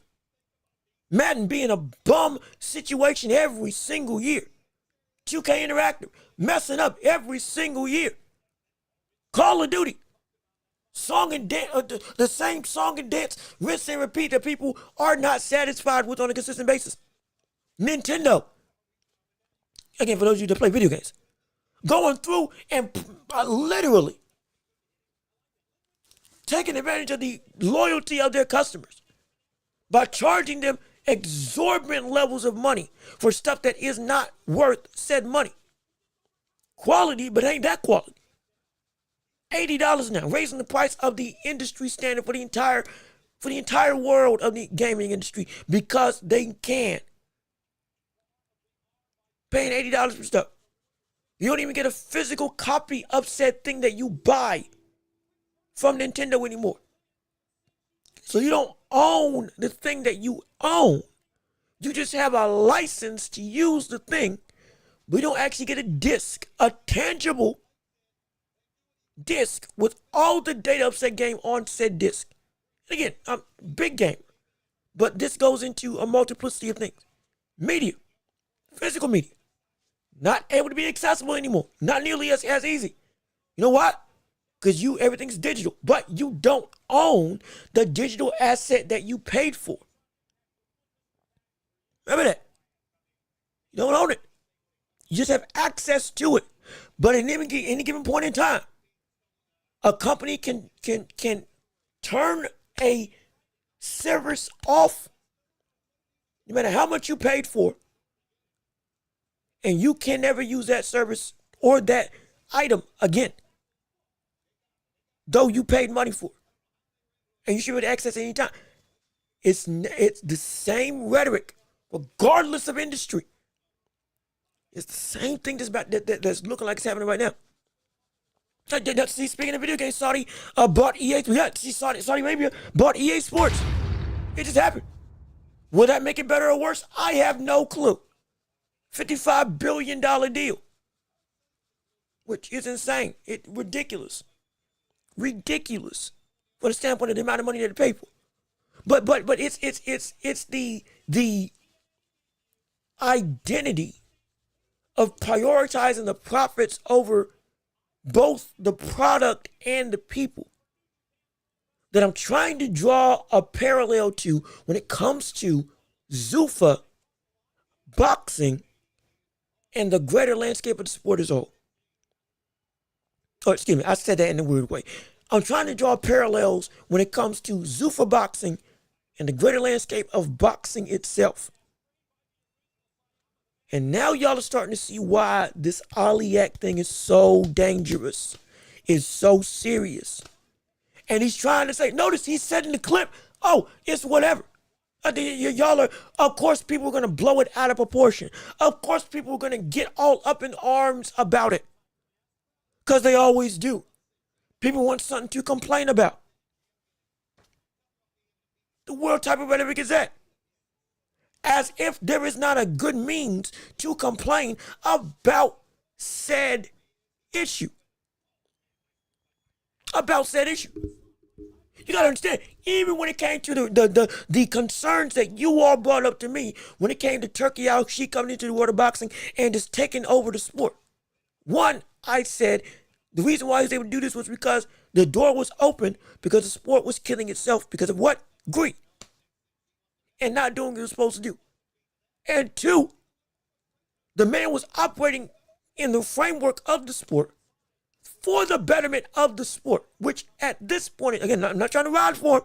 I'm not trying to be somebody who's just an apologist for Turkey. I don't care if I work with the ring or if I didn't. We keep everything as unbiased as possible. From the standpoint of what he's doing to push this sport in the right direction, that is good. That's good. But like I said, we are keeping a close eye because it can quickly turn bad in a heartbeat. It can. And I fully recognize that. Because we're dealing with a very dangerous situation. Volatile state in the sport where we all sense a shift occurring. We do. We felt it happening in 2023. It crescendoed into, okay, yeah, this is starting to move when it came to Tank and Ryan Garcia and the likes of Spence and Terrence Crawford, both fighting in the same year. All of a sudden, everybody was getting, oh, shoot, this is different. 2024, Turkey comes in, even better. Excuse me, late 2023, Turkey comes in. Winds of change, further blow. Everybody's skeptical. But the stuff he was doing as a promoter was the stuff that everybody was asking to happen for years. And it fit into what the essence of the sport was and did not detract from what boxing was. And it did not rob fighters or the sport itself of what it's supposed to be.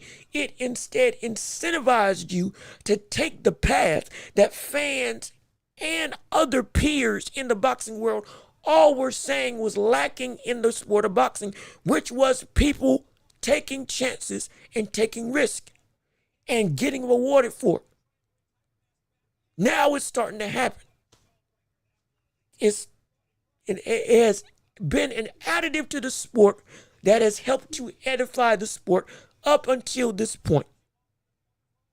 And it's got everybody else now moving in a way that this sport was supposed to move like for years, which is good.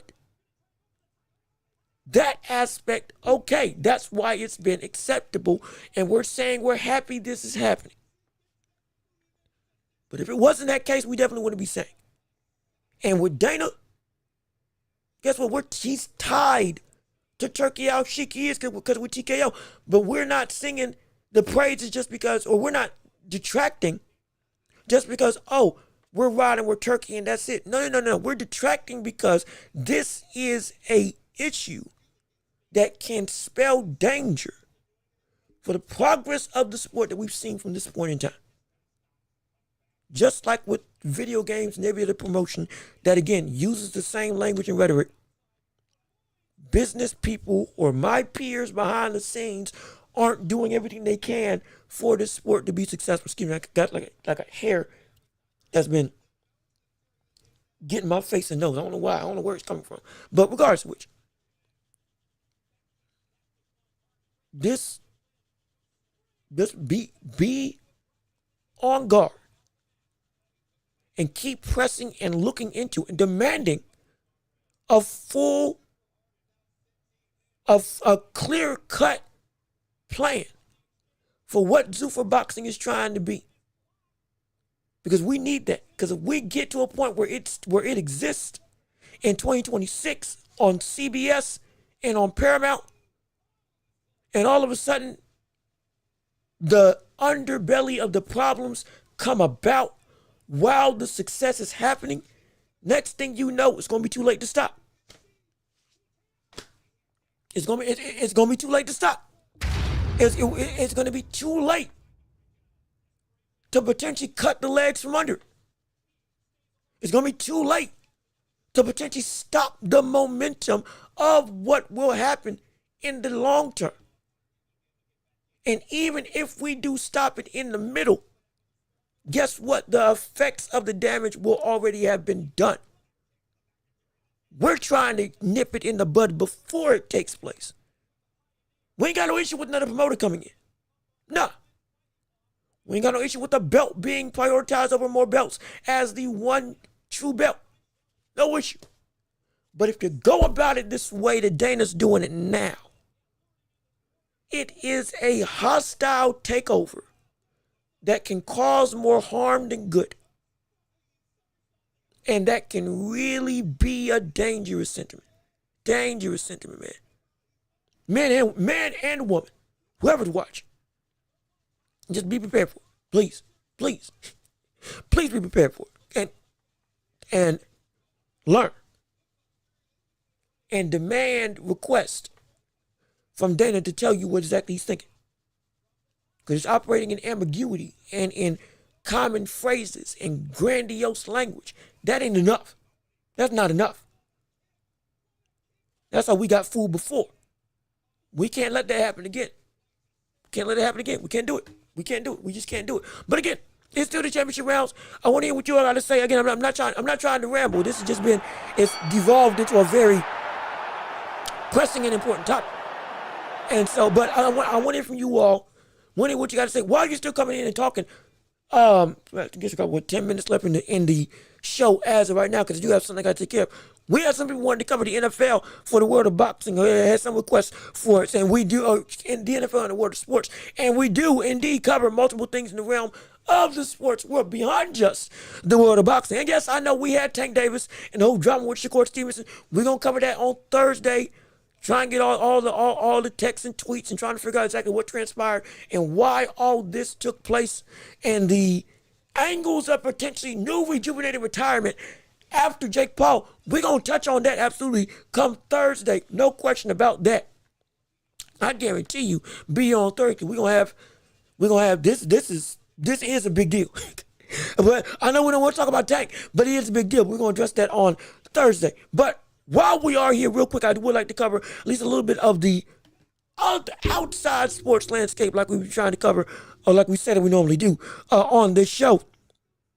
And man, we had a lot of stuff go down yesterday or last weekend in the realm of football as a whole. Because you had, who was it? You had Dallas and Green Bay finally had their revenge game.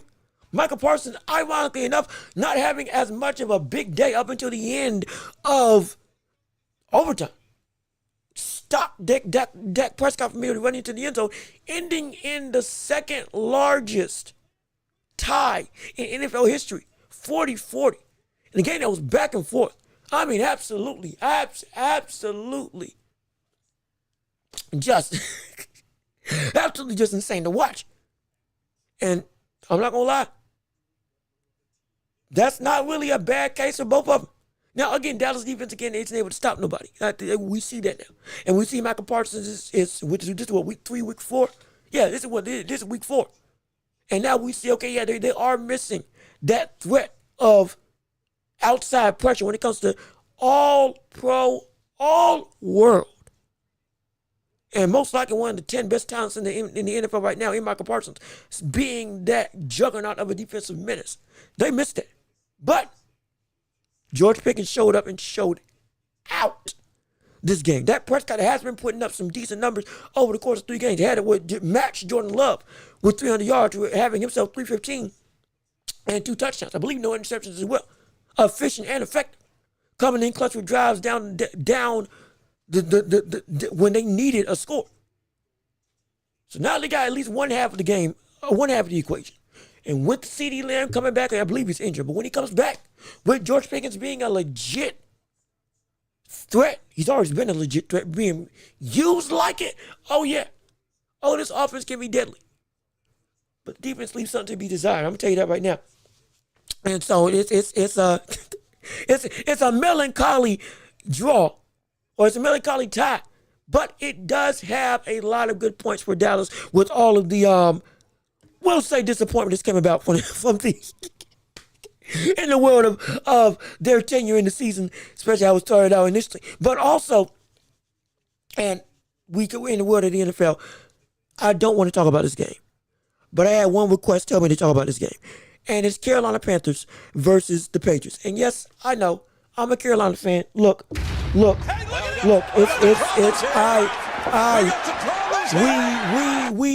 suck.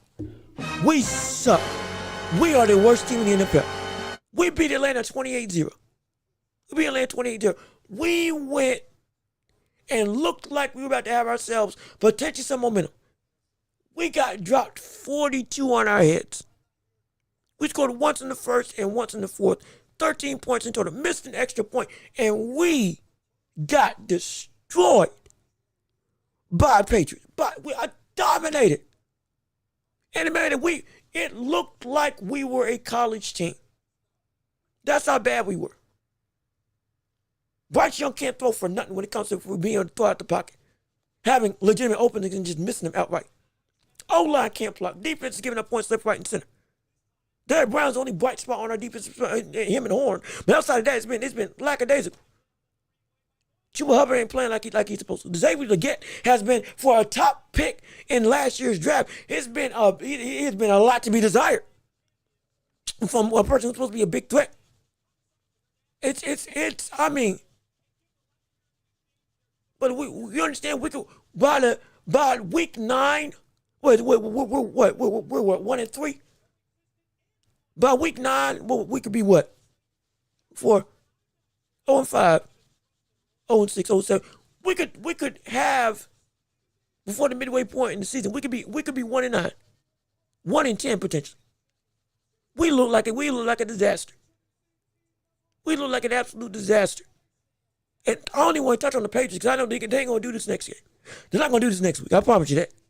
Because either A, they have a bye, or B, they ain't facing off against a team this bad. Oh gosh, we suck. We suck. It is it's a frustrating system. Also, when it comes to the NFL, Dolphins, y'all are in trouble. Hey, look at this. Y'all are in trouble. We got some problems here. Because Lord have mercy, what happened to Tyreek Hill? Did somebody fall on him? Or did he potentially trip up? Because I can't remember exactly what occurred to cause the injury.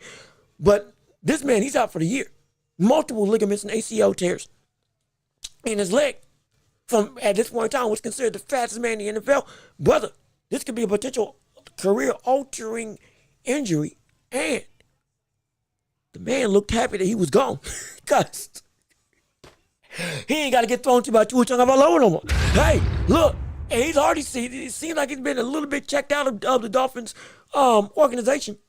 Getting sick of overthrows by Tua Tagovailoa, underthrows in some extent, missing him outright, being still one of the most dominant deep threats in all of the NFL, in NFL history. Not being able to really get the ball to him like he wants to. Now, again, he's injured now. So it's an abysmal thing. Horrible situation. We just hope he gets back to what he is. And this doesn't turn to a situation where he's just outright never the same, with as bad of a break as this ligament tear was, with the broken leg hanging off the ground and everything. It was horrible, gruesome, absolutely. But man, for the rest of their season, Dolphins about to be in trouble, and for the future of this team, yeah, it's about to be concerning. When they initially signed Tyreek Hill with Tua Tagovailoa, with Waddle, looking to have a really good offensive core. Now it's just, boy, oh my indeed, is the inclination. And Tyreek Hill is seemingly happy he's gone, or happy he ain't gotta play with that QB no more. I wouldn't be surprised in this situation. We might see this man, even when he recovers. Yeah, I ain't in it. Then you try to make it, now it's an extreme. Then you try to make an ultimatum Either trade me or trade Tua Tonga. Seems like he's showing up and happy to play with that brother. Or just demand to trade outright. And just take his money and say, somebody's going to pay me this. Somebody will take on my contract. Even with the injury. Somebody will. Though it might be less because of the injury, but we're going to see how it goes. Regardless of which, there is some trouble in Miami. I mean, right now, it's about to be, if it ain't raining in just if it ain't raining down south in there from a literal standpoint, it's definitely raining from the standpoint of misery. Boy, they are feeling the effects. They feeling it. And one more thing, there was another team I wanted to touch on that really did impress me from the standpoint of, I remember now. Ravens and Chiefs. This is a game that now has been indicative of two of the more high-profile teams in the NFL with two of the best quarterbacks in the league with Lamar Jackson and Patrick Mahomes facing off against each other. Both of them, whoever lost this, was going to be 1-3 on the year. And lo and behold, Chiefs came out on top, and I am concerned for the offense of the Ravens. Because again, this has been one of the highest scoring offenses in the NFL at the start of this week. Understand. But they only put up 20. And now Lamar Jackson got injured with a hamstring. Now how severe it is, not really sure. We're going to have to wait and see. But regardless of which, you only scoring 20 against a Chiefs team that I was well and confident you're going to be able to really run with at any given point in time, especially off the backs of, again, this offense. Yes, they have Xavier Worthy back, I understand, and he did show up in this game. And Travis Kelce, it's gotten a little bit more momentum from the sluggish start that we've seen him have for the first couple games of the year. Still, I picked y'all to win because I thought, okay, yeah, y'all should be able to handle your business against this Chiefs team that is still finding its own footing. Lo and behold, it ain't there. It ain't there. Defense is getting tortured, can't stop nobody. Offensively, Derrick Henry now is having, he ain't looking like the dominant buddy that we normally seen him be for the course of the last, 4 years? King Henry? When he was in Tennessee? All of a sudden, the buddy cut his dreads, but looking like he essentially Samson. Cut off his power. Because he ain't running like he used to run before. He just ain't. And it's not Lamar's fault. Because Lamar himself has been incredible. I repeat, Lamar Jackson himself has been phenomenal this year. Do not let this record fool you from the legitimate consistency, both for the last 3 years. That we've seen Lamar Jackson be as a continuing great, effective, efficient passer. And at this point in time, turning into arguably the greatest dual threat quarterback we've ever seen. Genuine. He's still a model of accuracy, consistency, and success. Yes, sure, he had an interception. But again, coming into this game, he has been one of the more prolific passers in the league. Period. He has. And he got outplayed. Yeah, absolutely. But it's like, I don't know what's going on with this team. Well, with the Ravens team that I was fully expecting to be one of the top teams in the NFL, in my opinion, was going to be, for me, a favorite to legitimately get to a championship opportunity with a fresh year ahead of them. Everybody recovered from injury, everybody healthy. And Lord willing, if it stayed put like that, even with some minor injuries, it was still going to be one of the more dangerous teams this year. Now I am, though it's early in the season, now I'm a little bit concerned. Now I'm a tad wary. I'm a tad perplexed. I'm not gonna lie. And it's gonna be. I'm telling you. If next week they play, let me see, who did the Ravens play next week? They play the, if I can find it, Texans. It should be a bounce back game. Should be a game that he should be able to come through and show up, be successful, be, in terms of Lamar and the team as a whole, revitalize and get back into their groove of, barring or hopefully with Lamar being able to recover by that week's time. Getting back to, okay, what is our identity? We run up the score. We run up on anybody that comes our way. Point blank period.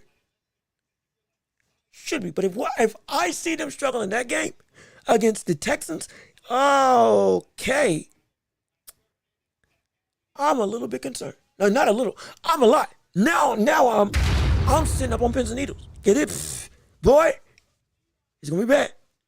It's gonna be bad. Now you starting out the year 1-4 in the AFC North division. That is pretty stout. Well, at least decently enough that if you get too far behind the 8 ball, it's gonna be a hard climb getting back. So we're gonna keep an eye out. But again, this is the drama of the NFL season, and I love it, and I'm excited for it, and I'm glad to talk to it with you. We're gonna do it more often on this show because again, we have some NFL fans that listen to the show and that love to hear about all the stuff beyond just the boxing world. So we're trying to make sure that we touch on everybody that in all of the interests that are involved. Also, NBA's getting ready to ramp up in a couple of weeks, so we're gonna get excited for that. Have more stuff to talk about on this show in regards to the greater landscape of the sports ethos, and I'm happy to be here with you to discuss it all. But if there's nothing else anybody needs to say, or anything anybody else wants to ask, is this the last call for championship rounds? Is there anything anybody else wants to do? Anything anybody else wants to say and touch on? If not, then we're going to pack it up and send it home. We're going to see you all on Thursday. So again, we have 10 seconds. Anything else anybody wants to say on the matter? On anything, questions, comments, concerns, debates, on video games, movies, television, sports, TV, whether it's with the Saudi Arabia deal, we can delve into that a little bit more.